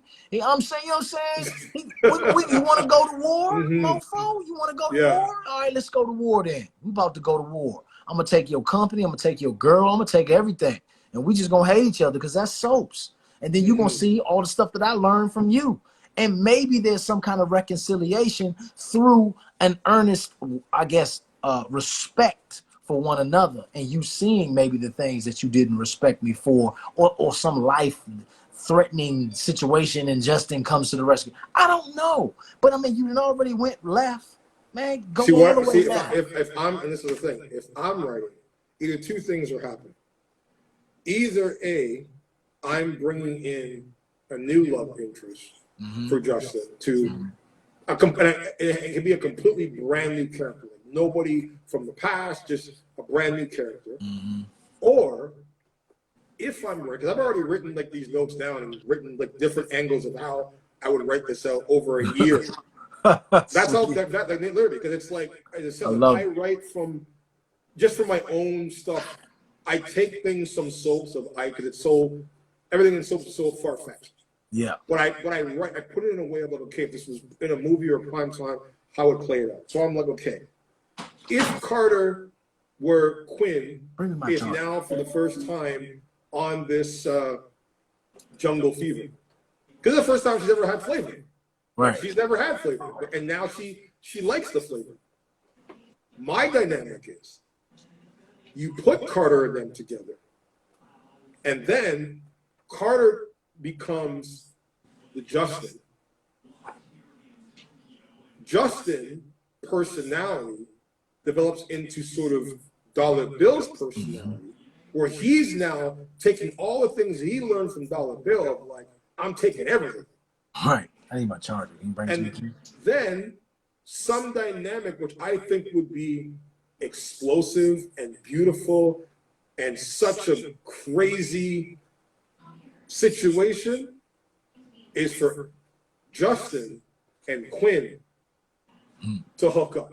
And he takes Quinn away from Carter, and now there's this whole crazy dynamic of he now ruined his own career to team up with Justin, but Justin feeds into the fact of the greed and the power. And you've got Quinn, who's just already destructive, already blows up everything she's ever had relationship-wise. This would make for such a dynamic aspect of writing, because now you're having two prominent black men in the front burner story. Yeah. But it's bringing in these dynamic characters who bring so much different layers, because you've got the attraction for Quinn where it's like, okay, Carter makes her feel special because he's giving her that lovey-dovey feeling that, you know, Eric gave her as her husband. Yeah. He wasn't, you know, no bad boy. He was a lover. Eric is. He's a romantic. Right. But then you've got Justin's character, who's similar like Quinn, where there's an attraction to her because it's like she's cunning. She's going to do whatever the hell she wants to do to get what she wants. You've got Justin willing to do whatever the hell and do what he wants. And that's where she's like, wait a minute. This guy was good for a minute because he was giving me that feeling. But now I want, but Justin gives me excitement. He makes me feel dangerous again. He makes me feel alive again. And then because he's got the power, and Quinn is attracted to men with power and money and dynamic. This is a storyline that, again, you can take another chapter and run with. And now you've got Quinn and friggin' Justin together, who are public enemy number one for Brooke with Quinn. Yeah. Riggs doesn't know whether he can trust you because you've got Dollar Bill in your, you know, situation. And now you've got all of these people who literally were like, okay, we've gotten rid of them out of our lives. Now you got to look at, okay, Justin's got motives to destroy, you know, Dollar Bill Spencer Creations. Yeah. Quinn's got her motivation where she says, okay, what's his first accusation if they come together? He looks at Quinn's jewelry line as a moneymaker because it's a moneymaker for Forrester. Now, if he gets kicked out of Forrester, he convinces Carter to be able to steal Quinn's jewelry line from Forrester. And now you're building another dynamic of like, now you've got these three people who have done pissed off everybody. Yeah. And it's been like a chess game where one person's using one for another. Quinn's now back where she's saying, okay, you took everything from me, Brooke. Now I'm going to come and take everything from you. Because let's just say they put Brooke into a prominent executive level. All right. To run, because remember, Quinn's not allowed in the building. Exactly. So now Brooke can convince Riggs to say, hey, since she's not allowed in the building, let me have a more prominent voice over this jewelry line. That's going to piss Quinn off. And now you've got this crazy 6-month year thing that they can take that gives you more screen time, that gives them more screen time, and it brings fans instead of the same old Liam and Steffi and Liam and Steffi and Liam and Steffi and Hope and the same shit. So for you, like, where would you want to see, if you could make a decision, your character go in general? If he's not going, I feel like the best decision he probably could do right now is to kind of go off on his own. Even though he might be in cahoots with FC, you're in cahoots with FC to gain something. What that something is, it could be anything. It could be a number of things that you name, because you brought in some great aspects of avenues that you can go down and triangles that are now created in distrust. I mean, that's what soap operas are about. And I'm like, sometimes people get so mad. I'm like, come on. But listen, if they're getting mad, you're doing your job, bro. If they're getting that pissed off and you're getting that reaction, that means you're doing your job well. Because even Thomas's character, Thomas's character, I wanted to punch the crap out of that character so many times, literally. But now it's like I love the guy. Like I love his character. Like I actually like to see his transformation to this good guy. It to me, it's like, yes, that's what storytelling is about. You're giving because again, if he came back to playing bad again, well, then what's the whole point of all this shit again? Like, if you're gonna give him layers, and you're gonna give now this guy layers with Justin, as you said, don't half-ass it. Let's take it the whole fucking way. We done already pissed people off now. You understand what I'm saying? We done already made a whole different dynamic. Right, let's go to the left field with it now. Just run the gamut. Why not? And like I don't know if I said this to you earlier or not, but I felt like me being on days kind of shed light on that. It was like, whoa, we got one of ours over there. And I heard he was doing some good stuff over there. And they're kind of giving him these storylines and he's playing this bad guy. I felt like they awakened to the fact that if you give it to me, I can bring it, but bruh, you're not giving it to me. So I don't know what you want me to do. I'm doing the best that I can with what you're giving me. And it felt good to have them want me to come back home because they didn't want to let, one of their own kind of run off into the sunset over there. Could have easily happened, just because Commissioner Reigns went to jail. He went to jail just to kind of put a fork in it for a minute, and it was like, okay, well, I'm gonna go back to B&B because, if we work something else out, hey, cool, I'll come back if B&B doesn't keep me or what have you. But just because I had that option, I think sometimes you don't realize what you have until it's gone. Then that was like supposed to be like this little 1 week, 2 week day player situation that turned into a year and a half. Over a days? Oh yeah, over a days. Okay. Like, whoa, wait a minute. I think man. Let's see if we can't get him back. If he's doing the work over there, then he could do the work over here. But it took a minute for that storyline to matriculate, and then things within life to fall in place. All the stuff that we talked about earlier. But I think you have great ideas, bro. I told you, man. I can write for you I can write for you. Listen, you can put a word in. Well, I don't care if I got to come in. I don't care. Listen, I'll play Justin's Yes Man for one day. I don't care because for me, it's like, I've always had so much respect for you guys in that because, again, it is anyone that puts down soaps has no idea about the business. They have no idea the dialogue, the work, pace. Bro. I mean, it is the hardest medium on the planet. And for me, because I have you and Catherine and so many other friends over there, I'm like, I would just love to come play. Yeah. Bring an element because, again, I mean, legitimately, I'll be honest with you, I wasn't a Bull fan. Right. I was a fan after my friends like Ron, and I was like, okay, you know what? And I started meeting them, and I was like, okay, you know what? Like, and now, and when I sat down and watched, I was like, okay, you know what?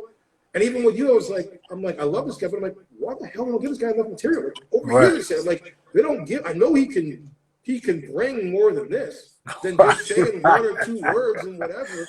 Right. But I understood because me and Christoph had spent many hours. Because he was working to get me on Y&R before he passed. Yeah. And even now, like, don't get me wrong, I would love to be on that show.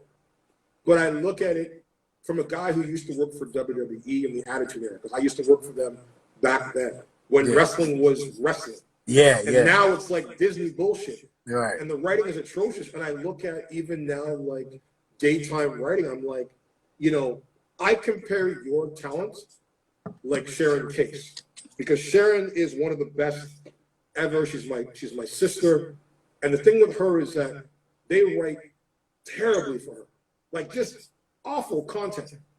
But she's so amazing. You could give her chicken shit, and she could turn that into chicken salad. And she makes the best gourmet. And I look at the same thing with this performance that you put out. That listen, they didn't give you a lot. Right. But in those 2 weeks, yo, man, I will put this man up there head to head with, a Denzel, with, a Morgan Freeman, with the Samuel Jackson, because you brought all the elements, and for someone to me that didn't come from a theater background, didn't come from, you know, Juilliard training or Meisner and any of that shit, but brought a realism that you can't fake. And what I've always said, two things out of that performance. One, you can try to hold a good brother down. Right. But as you said, it's not about you letting them stop your shine. They ain't gonna stop your shine because you know what you bring to the table. Yeah. And if you don't respect me and you don't respect what I can do, no problem. Right. Because again, you could have came into the game and played the short game and said, okay, you know what? Give me a lot of material. Give me a shitload of material. But understand, they could give you a shitload of material and it could be terrible material. Yeah. And you just got to perform it. Yeah. And then remember, you don't write the shit. People don't get that. Fans don't get that. They're mad and angry. It's like, wait a minute. I didn't write that. He's just showing up and he's doing what's asked of him as a performer. But understand, when you get crappy writing and you got to perform that crap, you could, as you say, with other actors, they play it safe. And remember, everybody's watching, not just fans, but other producers, directors, casting directors from other shows that maybe fans of Bold and the Beautiful.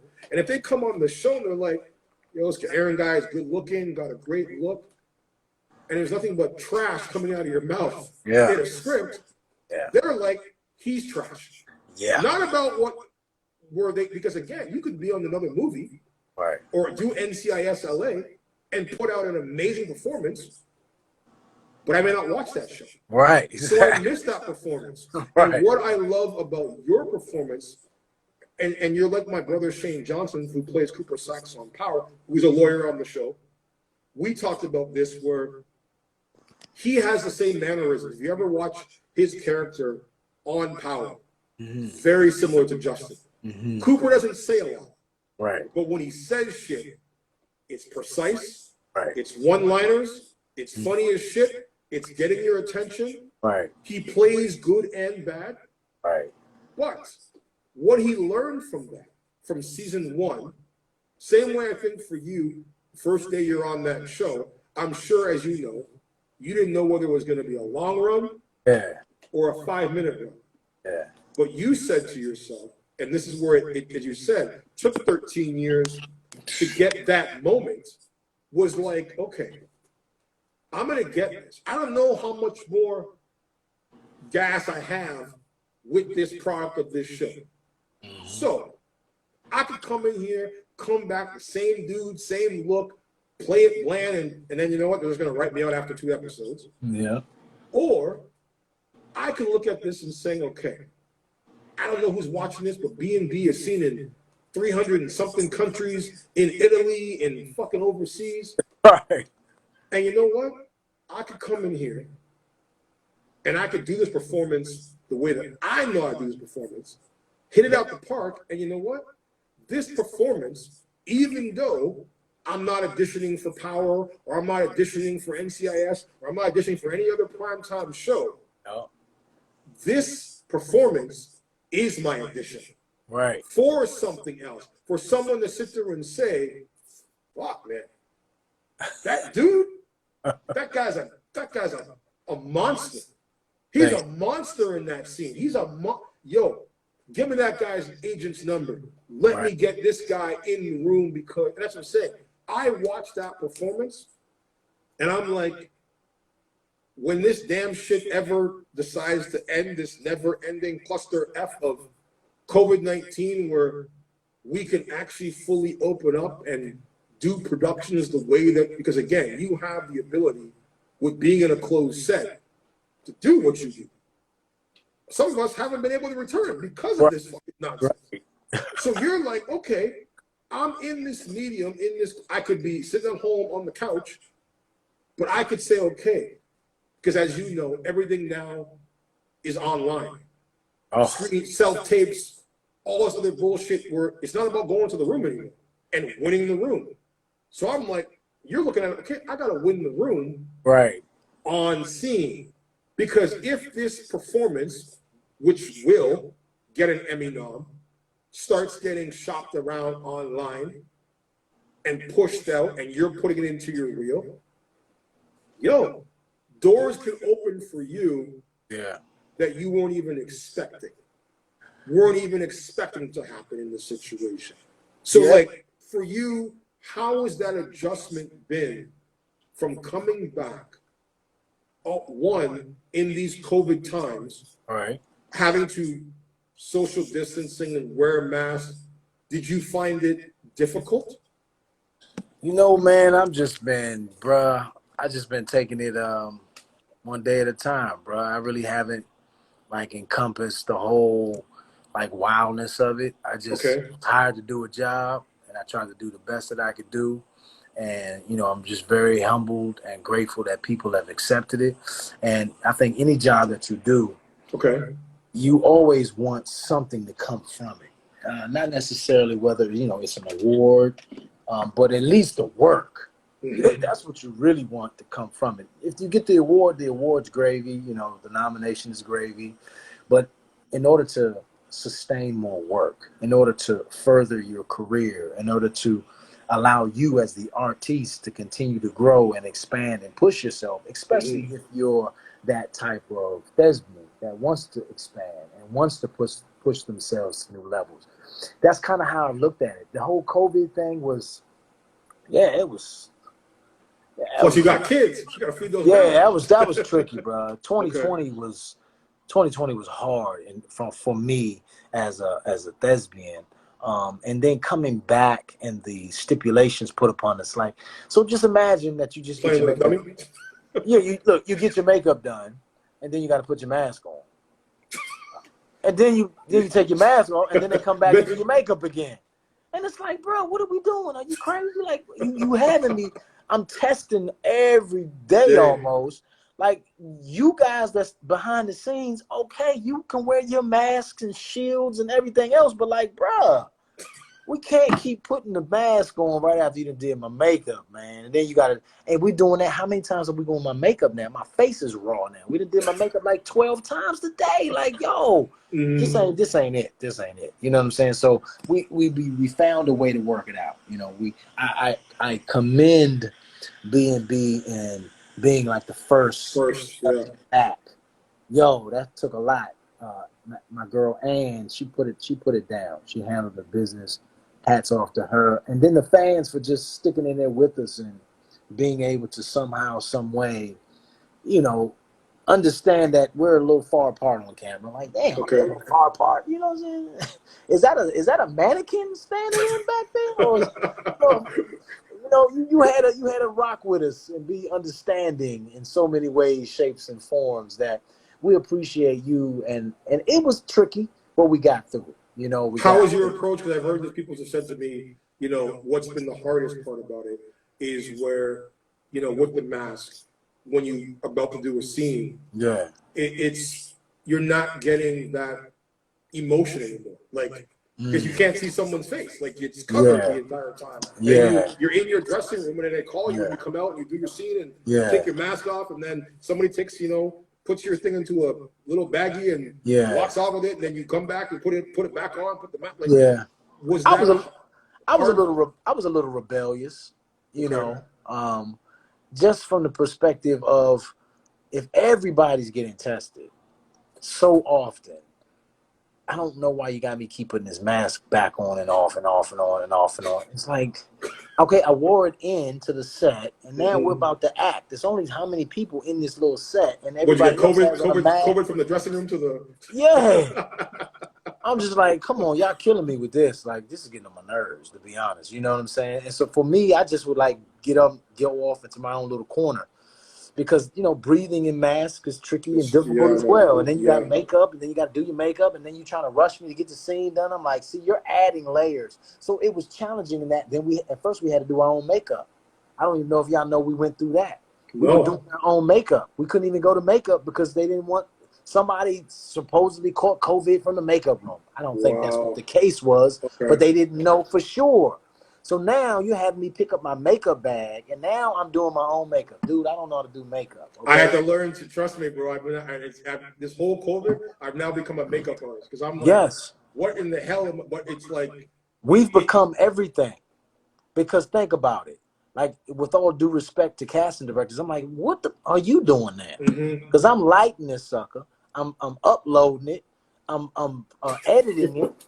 I mean, God dang, bro. Like, you know what I'm saying? Like, and then you And won't it's the give me worst if you don't get it. You go through right. all that work and you're like, okay, And what then is look, it? they send you a page of notes. Well, I need you to do a close up from 3/4 of the way up, and then halfway through. Man, like, look, come on, man. You lucky you getting this audition, let alone all these notes you got me doing, bruh. I'm not a director. I'm not a casting person. I'm not lighting. I'm not makeup. Like, you're asking for too much, and then you got to pull Mm-hmm. back and then do a full body shot, and then say your name, and then your height, where you're from, and where you're. Man, I didn't do all of this when there wasn't COVID.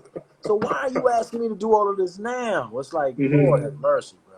Do So you think that here's will the thing. change? Do you think that or it's I here don't to know, stay? man. I don't know if it's going to change. Let's think about it.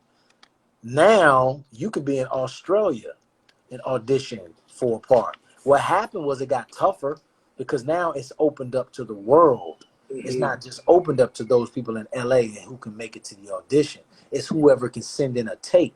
So now Mm-hmm. you're up against the same dude coming out of South Africa that's going to Yale, and you would probably never been up against him because he was in South Africa. But now if Mm-hmm. you can send in a tape and they're liking his accent and or performance, now it's between you and the dude in South Africa. But then as an actor, it also frees you up to not just be stuck in Los Angeles. I could be in the south of France as long as I can put myself on tape. I don't have to live in Los Angeles anymore. I can live Mm-hmm. anywhere now. So yeah, I don't know if it's going to ever go back. I think it has limited. Casting directors' jobs have continually been limited. When before they used to have all of the say, and then all of a sudden got to the part where producers and exec producers are telling you what to cast and basically how to do your job. To now, you're just basically like what Mm-hmm. do you need a casting director anymore? You see Mm-hmm. what I mean? I guess maybe their job now is just to field calls from the agents to give the information for us to submit it because you're not taping us anymore. You're not giving us instruction in anymore. You're not editing the tape anymore. All you're doing is I'm now doing all of that, Mm-hmm. including dressing myself, and I'm sending to you, and now you're uploading it to the producers or whomever is taking a look and making the final decision. So it's just a very, very different dynamic. I love it from the Mm-hmm. perspective of I can be on vacation and I can still work. I don't necessarily have to be any particular place, but all of those Mm-hmm. extremities, I've now become a master at figuring out how to tape a scene for an audition without like having to clean the whole house. Because think about it, you see everything in the background. You feel Yeah. me? You like, yo, man, I got Yeah. to figure out lighting and figure out how do I Mm-hmm. tape it at night because it's not the same. It's shadows. I Mm-hmm. mean, we've become to be able to master various different things that, you took Trust me, for dude. I granted. wouldn't even be doing the show if it wasn't for COVID. For Yeah, me, it was something that I was doing as a co-host for someone before, and they couldn't come back, and they asked me to take over the show and do it. So I was like, okay. But it was more to stay creative, just yeah. to do something of than sitting around waiting for this shit to end. I mean, do you prefer? I mean, so obviously you prefer to be more in person doing your auditions than. Well, see, now I don't know Because a lot of people say they because like it now because it gives them time more to prepare. I Whereas you can do said it if the you way I want to do it. want I to can do it. turn in the performance I want to turn in. But I got to do all the taping. And so now it kind of interjects into all aspects of life because sometimes you don't give us the same amount of time to prepare because Mm-hmm. you don't take in consideration what life is, what COVID life is and what that consists of. I'm like, y'all are telling me. So I kind of got into it with my commercial representation. And then I just had to tell them, like, look, man, this last minute stuff just isn't working, bro. I Okay. have kids in every room class is going on. I have school in Yeah, every I don't know room, how you do including it. the living room. I don't know how you do And it. then you're calling me, telling me you need something in 2 hours. Like, no, bro, that audition ain't happening for a commercial. Just nah, I ain't doing that. You feel me? I got way too many other things going on. And so now the flip side is that I'm loving that I can be anywhere. I can do it as many times as I like. But then I also have to be able to rearrange my life to the point of, if you're not home and on vacation, you possibly have to travel with a ring light or a tripod. You know what I mean? You got to be ready at any given time. So it's interjecting in different aspects of your life, but it's also giving you freedom in different aspects of your life. So I don't know, man. I don't know if it's ever going to go back, because I think people are enjoying the freedoms of not being stationary. And it was kind of already going that way, if you think about it. The producer sessions, a lot of them weren't in person. You would put yourself on tape. So I think it's kind of going in that arena that, you know, everyone's glad to be, I guess, free, so to speak, put themselves on tape. So now, does it ever go back to what it was? Maybe they're all going to be the old fashions that want to still feel in the headshots. But you remember when it went from headshots to digital? Digital. Still had a couple that wanted to feel a headshot in their hand, but most people were just going digital, right? So now writers strike.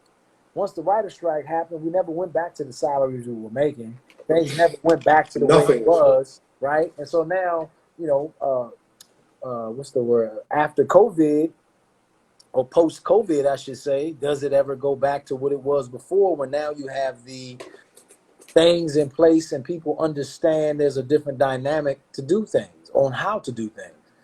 So I don't know, man. I think it will affect a lot of things, even financially, because now, of course, like as I said, B&B was afforded the luxury to come back first, like Y&R, because you got to look at it. When you have CBS money, that money's never ending. So they can afford all the testing and all the protocols and shit. But then you've got other situations, like even for us, like we were shooting Dorner for the American Crime Story, which is a Christopher Dorner story. And we got halted back in March of 2020.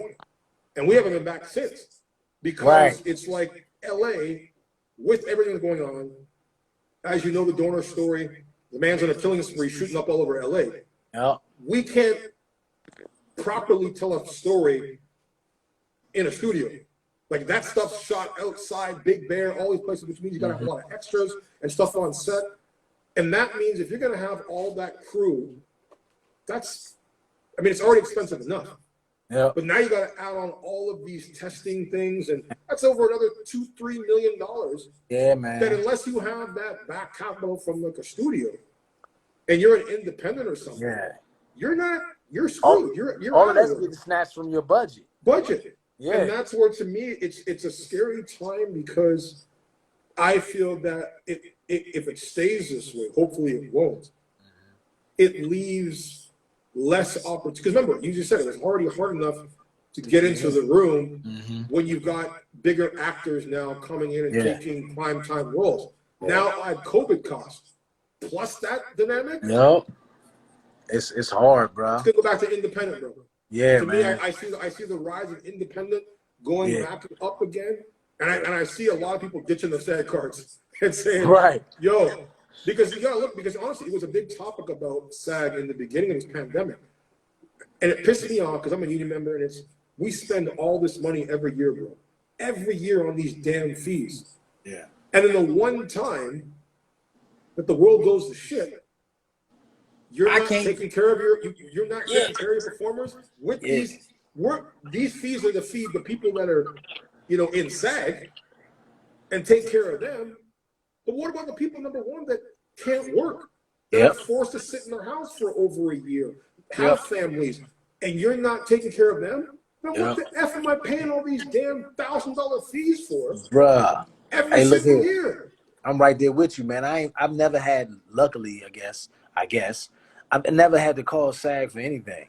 So I'm like, I'm not trying to rain on your parade, but like, I don't know what I'm paying dues for. You understand? I get what you stand for and the protocols that you protect for us. I get that. But the amount of dues that I'm paying, I don't know where that's going. because I don't never had to pick up the phone and call SAG for anything. So, Okay. and then like you say, the COVID situation happens, and yo, I mean, if you cut me $1,000 check, thank you, but like, yo, that's not even paying mortgage. Are you kidding me? You know what I'm saying? So I don't know, man. It's a real interesting time. I think where we go from here will be a new frontier in the entertainment industry. I think a lot of things will change. Possibly there will be a rise again of independent stuff because, some people just aren't going to, fortunately or unfortunately, go through SAG to snatch up 2/3 of their budget on some COVID protocol when, man, we could just do it and be done with it. Because now I don't have a movie. I don't have a project. Because my COVID budget is gone. Like, gone. You feel me? So, yeah, man, I don't know, bro. I think it's quite interesting. And I think, we have covered a real good amount of stuff tonight. Yeah, before I let you go here, I want to take some callers. I'm gonna hit you up with some rapid questions first before we take some callers in. So I'm gonna do one word association. I want you to think of what you can think of the first word that comes to your head when I say these names. So first, I'm gonna be Don Diamond. That's my guy right there. Thurston K. Crazy. That dude's hilarious to me. Catherine Kelly Land. Straight sweetheart. She's like fine wine, man. Yep. Jennifer Garris. Bubbly, energetic, wants to get it right. Darren Brooks.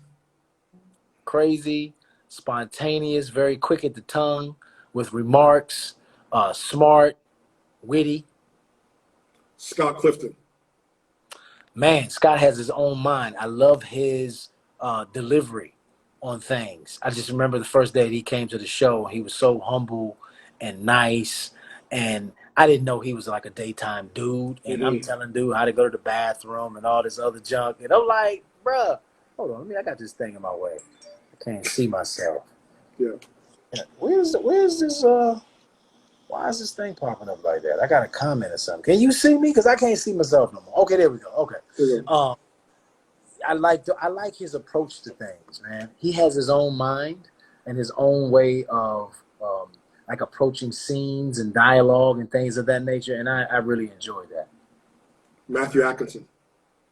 Matt's cool, man. Me and Matt hadn't really got a chance to like hang out like that. But he seems like quiet. I've never met him. He seems like a quiet dude. Like, because even on social media, like he doesn't really interact too much. Yeah, he is a kind of a quiet dude to himself. But like because of these scenes, we got a chance to hang out a lot. So like we're mad cool. Him and Scott hang out. They're of the same cloth. Okay. In terms of how they think, approach things. Yeah, those two are. I didn't know they were friends until we started working together, like two peas in a pod. So, like, much respect for both. I like both of them. Heather Tom. Wow.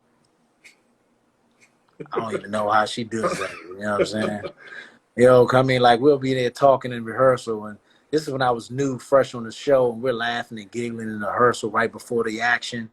And then they call action, and then all of a sudden she's in like full-blown tears. I'm like, how in the hell did you go from us laughing to, dang, you crying for real? Like, yeah, she blew my head when I first came on the show. I was like, this chick right here ain't no joke. She acts, man. She's no joke. You know what I'm saying? John McCook. Man, that's like Sweetheart in the male version, bro. You understand? That dude welcomed me with open arms, has always been love and supportive. Even like through this storyline, sent me like personal texts and emails. And like, man, that dude is, man, he's the real McCoy, bro. You know what I'm saying? The show is what it is, I feel, because of the umbrella he put over that whole show from his early years of being a hunk and a romance dude and a thespian in his own right, working with Carol Burnett and the whole nine. He set the temperament, I feel, him and the original Stephanie, of what this show was going to be, because she was feisty and he was just calm and loving, and that's just what it needed to be. yin and the yang. I always speak about that yin and yang because you got too much yin, bro, you're gonna end up in a yang. You know what I'm saying? Raina Foster. Say again. Raina Foster Quinn. Oh, interesting. Like for real. You know what I mean? Like that's an interesting girl. I don't know. I feel like she's a Gemini, and I don't even know if she's. I'm a Gemini. Yeah. I'm a Gemini. I don't know what I'm gonna get with Rena. I don't know if I'm gonna get sweetheart Rena or I'm gonna get off the walls Rena. You know what I mean? Okay. But at the end of the day, she bad. Yeah, she bad. She's bad. If you could learn the answer to one question about your future, what would the question be? Say that one more time. If you could learn the answer to one question about your future, all right, what would the question be?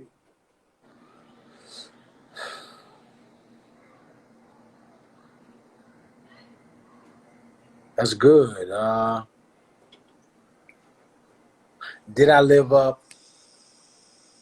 What do I need to do in order to live up to my full potential as a human being? Time freezes for everyone, but you for one day. What do you do? If it freezes? For everybody in the world, but me. You, what do you do? Oh, man. If I could just, if it froze for everybody else, but I could just like run through time. Yeah, like the Matrix when it freezes and that's. Yeah. Everybody else is frozen, but I'm able to just run through time. I would run through genres. I would run through eras. I would run through the 20s, the 30s. I would run through Jim Crow. You know what I'm saying?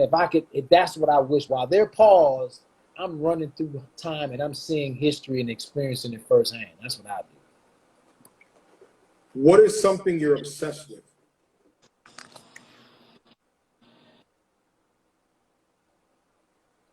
I don't like to be wrong. I like to try to be as accurate as possible on things. So just having to deal with knowing that, yeah, you're going to be wrong. You know what I'm saying? You ain't going to get everything right, bro. And how do you weather that? How do you receive that information once you learn the truth? When you're not being a dad, being an actor, being even say in your own time, what do you do? What's your favorite way to waste time? I like being on the computer, man. I know that sounds boring as hell, but I was a science major and a mathematics major. So a lot of times I'm kind of got a little workaholicness about myself. Usually, I'm in the office on the computer, drumming up the next project, seeing what I can produce, executive produce, what other project can I get myself into because the bills never stop. I had the money to do so, man. I've realized that I do like traveling, and I do like traveling with the wifey, and I do like traveling with the kids. And I would probably like to do that like separate, together and separate. Okay. You know, you got a family trip, but then I also want to take the kids somewhere and take the wife. What is something, because you obviously, like me, growing up in different areas, what is something that's popular now that annoys you? Social media. What do you do to get rid of stress? Work out. Go to the gym. What 3 words best describe Aaron Spears? Good guy. Hard-headed.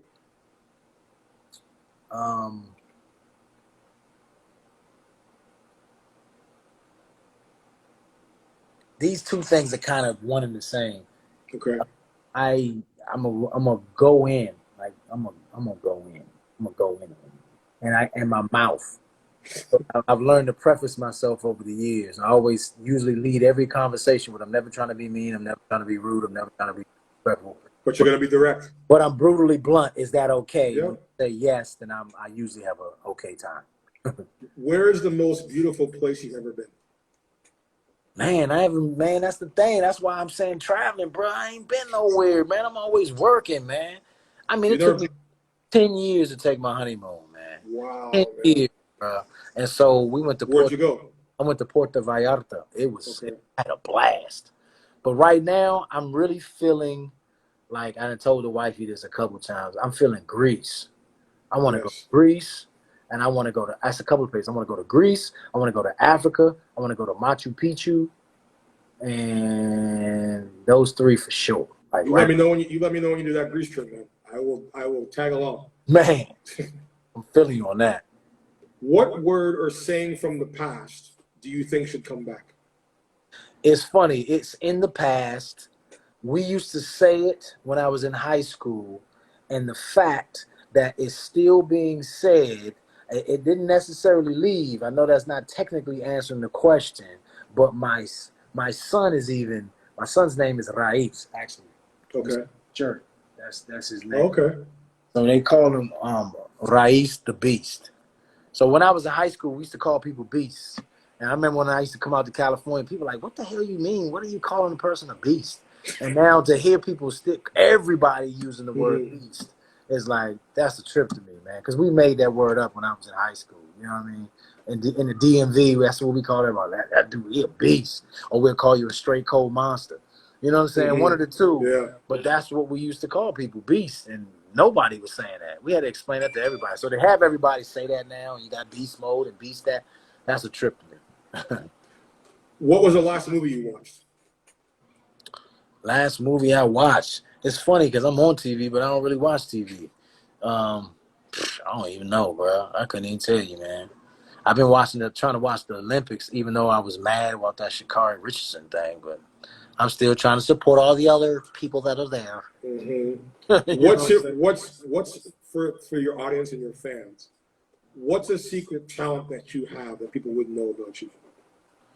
A lot of people don't know that I used to be I ain't gonna say used to be. I'm a poet and a lyricist, meaning I'm not saying I'm a rapper, but I've done title tracks for so many television shows and movies that you may have watched and don't even know that that's me, or voiceovers that I've done for movies that you've watched and you probably don't even know that that's me. Usually every project that I do, I record a song for that particular project.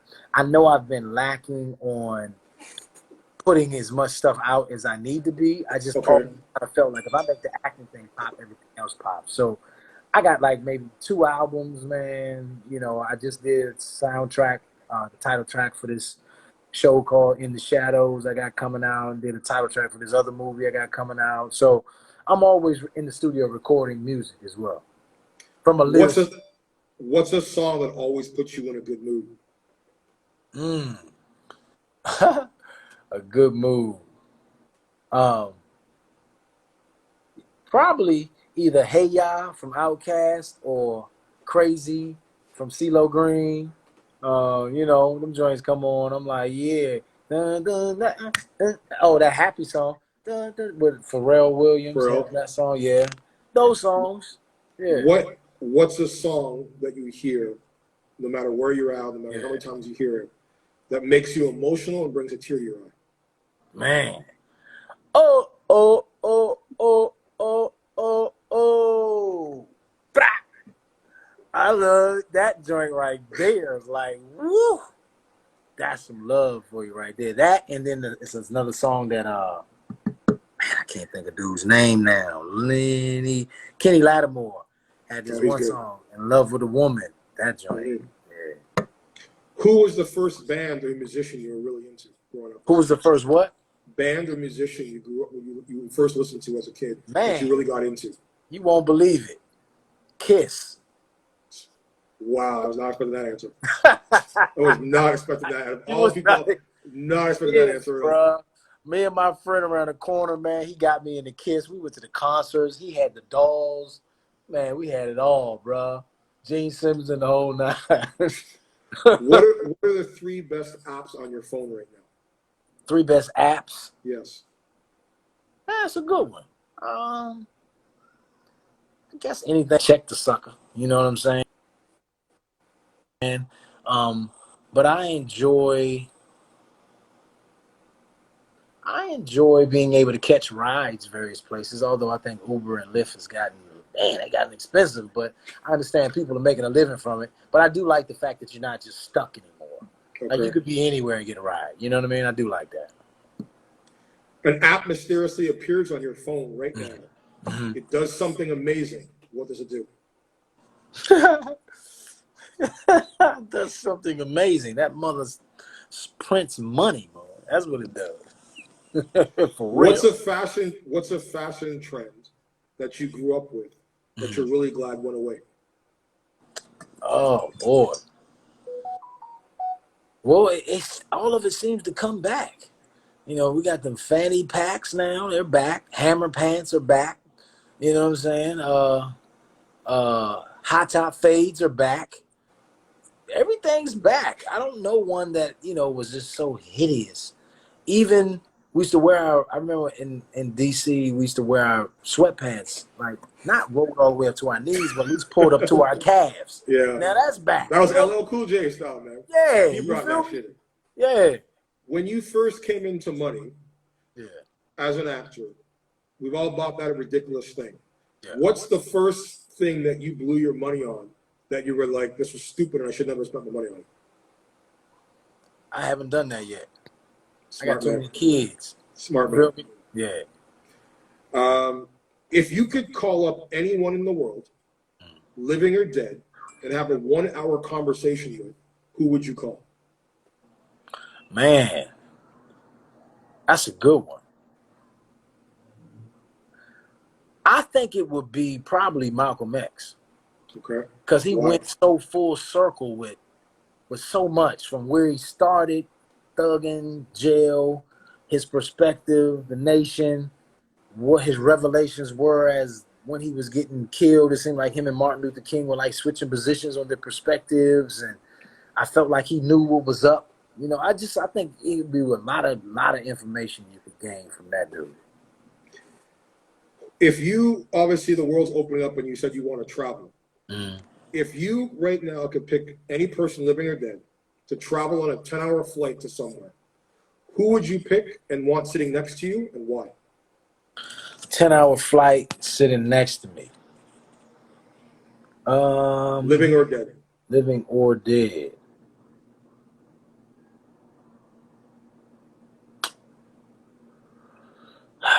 It's the only reason I'm thinking so hard on this one because I understand that money isn't everything, but based in this capitalist society, man, it sure in the hell helps, right? Mm-hmm. So I would love the wisdom of a Sammy Davis Jr.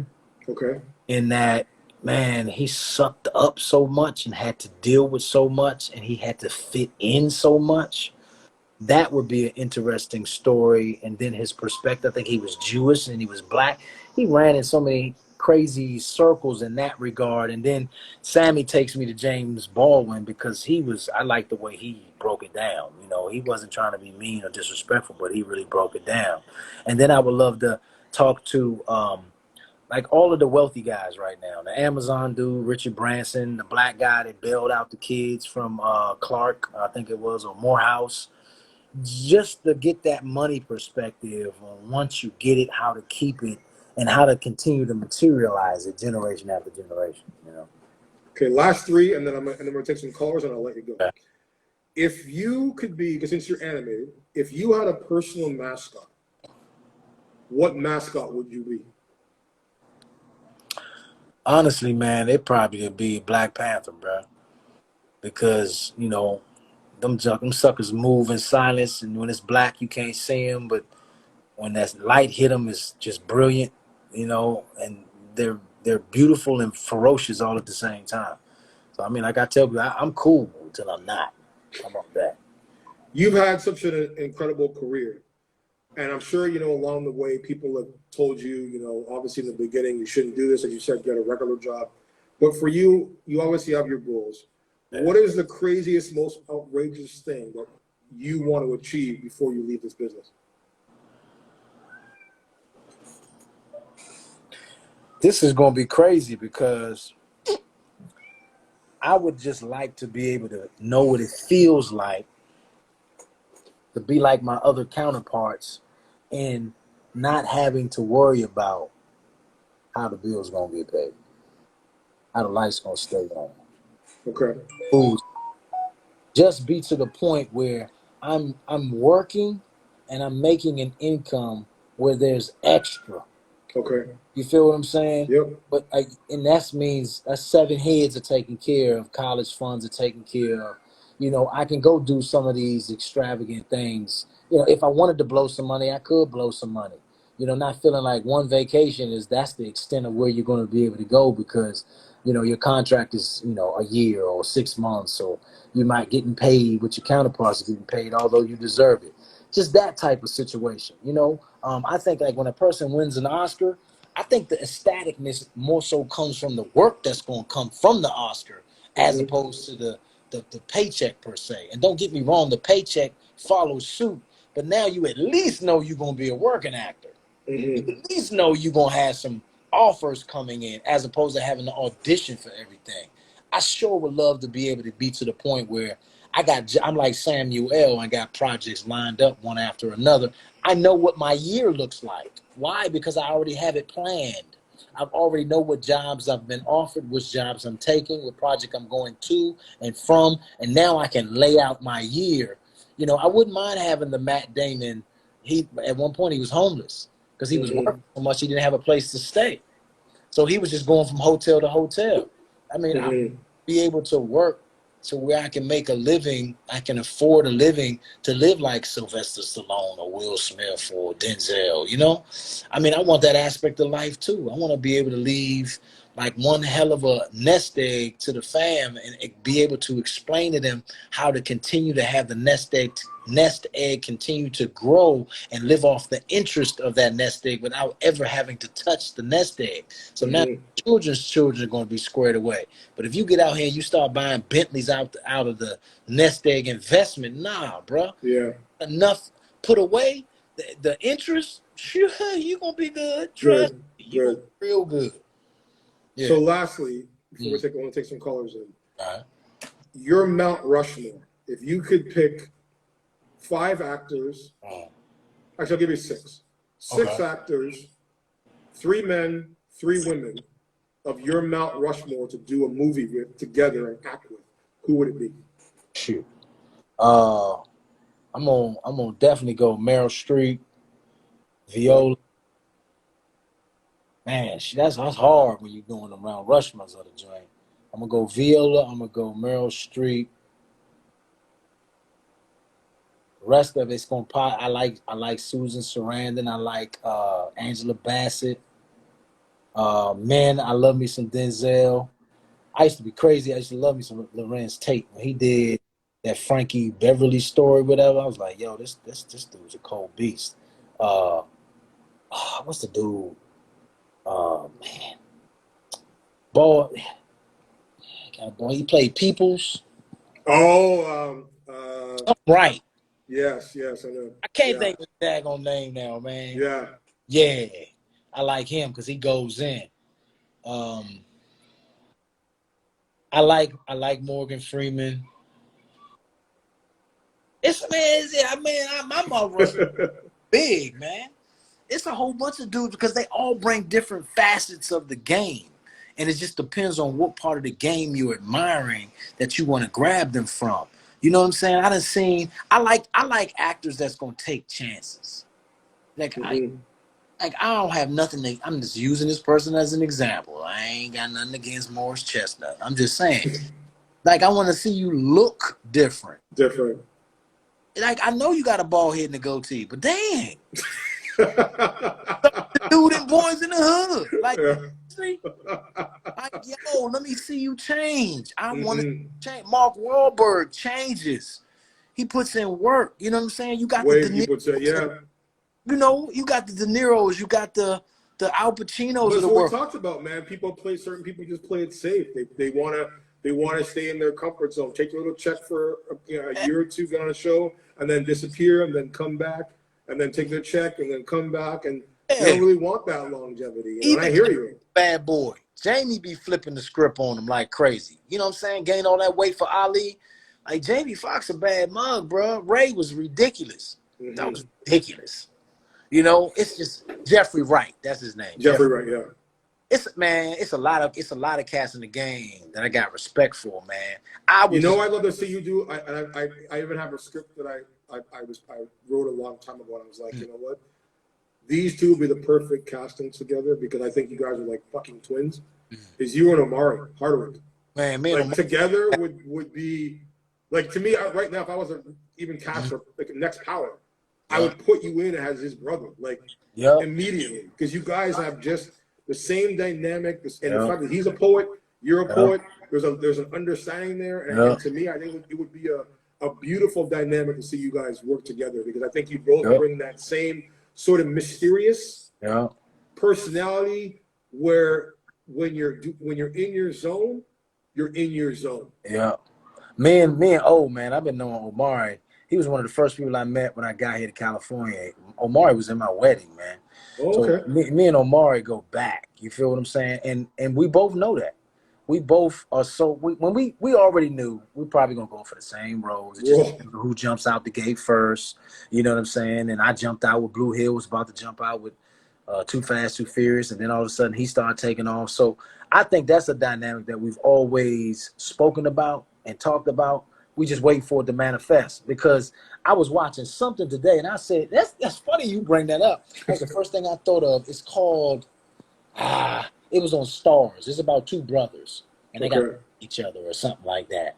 But I remember Tom Hardy and I think it was Mark Wahlberg did a movie together and they were boxers and they were against each other and they were brothers.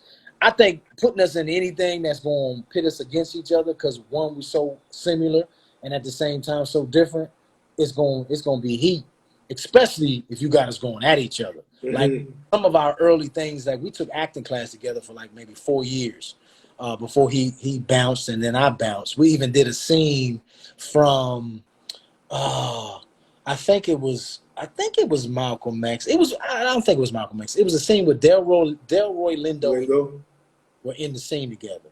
And I think I was playing either the Denzel Delroy Lindo character, and he was playing the other one. And we actually sent it off to Denzel and everything, you know. But yeah, man. See, my script idea, it was to do a series that I wanted to pitch for a new Jack City of this era.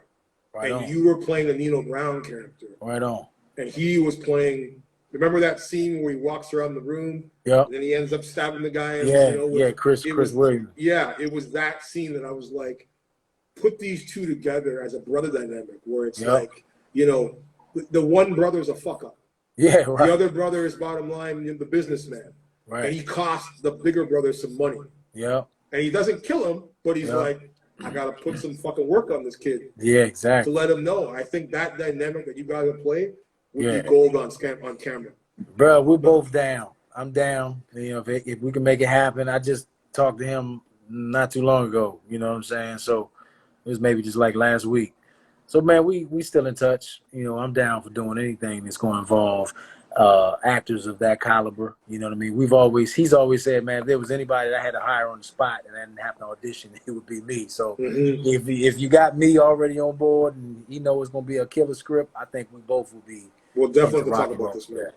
So, guys, if you want, we're going to take some last calls. We're going to let Aaron go. I want to thank you guys for joining us tonight for the Aaron Spears story. If you guys missed this full episode plus a huge write-up is going to be done. You guys will be able to watch it on HotTopicsCelebTV.com. So make sure that you subscribe to that channel. If you want to ask Aaron a question, you're going to need to be following at DTEFLON. Also be following this channel. I'm going to take some callers in right now and see who's in the room. That's good.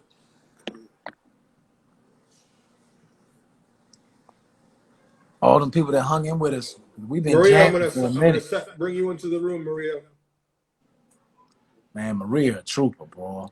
That girl's something else. What's up, Maria? I just sent you an invite, hon. And she just declined.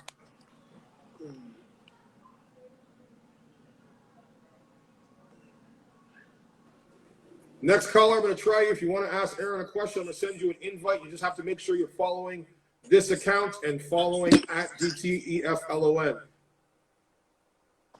You just have to click accept once I send you the invite.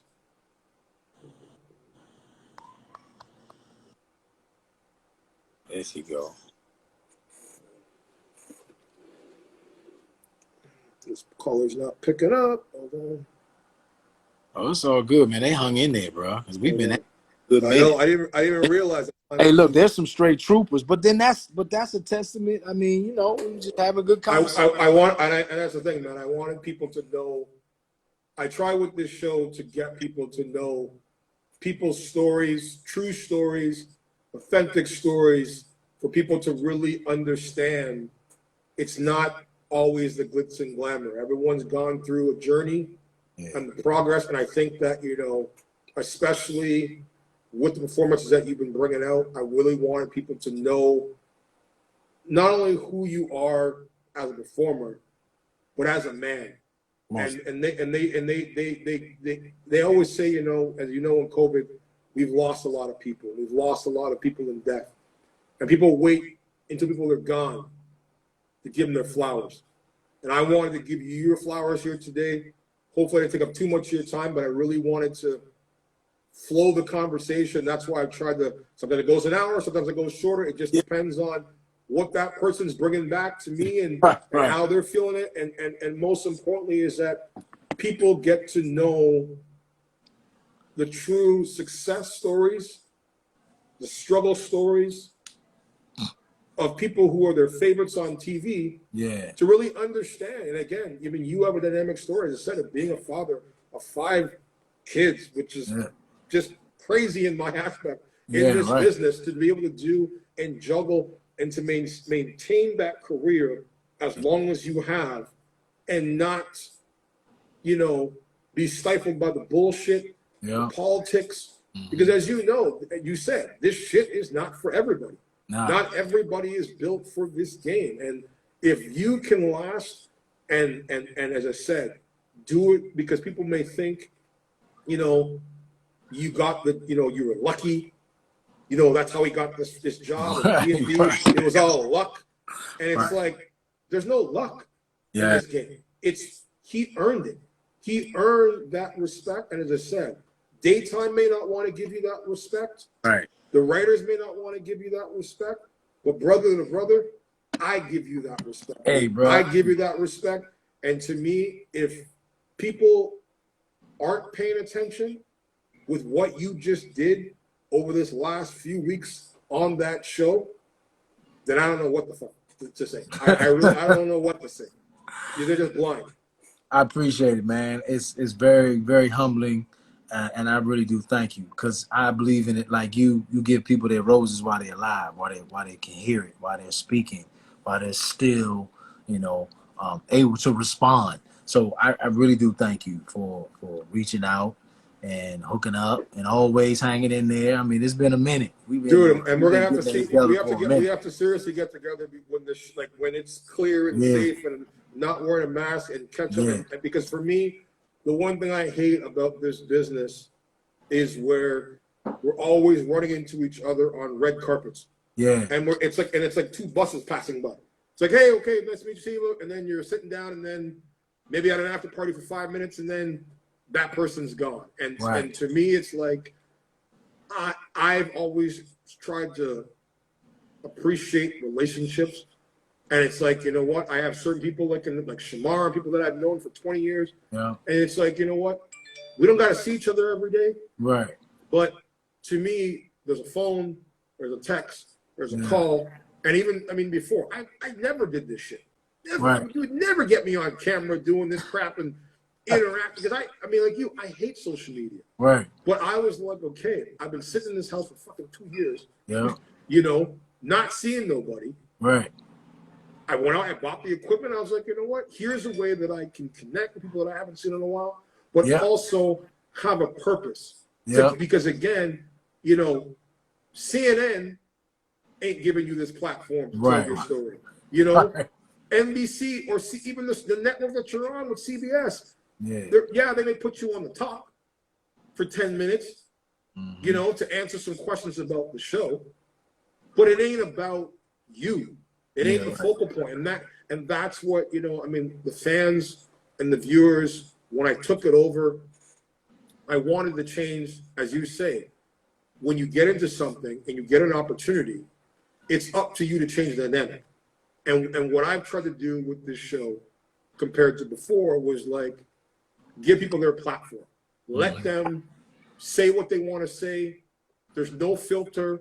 They don't have to worry about being censored. It's not going to be chopped up. Like, I'm not taking this show and then going to just take bulletin points of what Aaron said and spin it for ratings or whatever. I'm like, and that's what people have loved, the viewers that have subscribed to the network channel on the website, because they go, you know what? I never knew this about this person. Right. I would never get the ability to know somebody outside, because again, the people that are tweeting at you on Twitter, talking shit, talking crap, talking this, it's like they forget, yo, this is a real person. Hell yeah, bro. This ain't fucking. Don't get it twisted, bro. You know what I'm saying? Get your head split. You know what I'm saying? They be running their mouth talking all that smack. I'm like, bro, look. And then of course, when they see you in person, oh man, can I get an autograph? Can I get a picture? I was like, wait a minute, you don't think I remember that you were like something 25 on Twitter or Instagram talking all that smack? Talk now. Yeah, exactly. They're like, then they ain't got nothing to say. Nothing to say.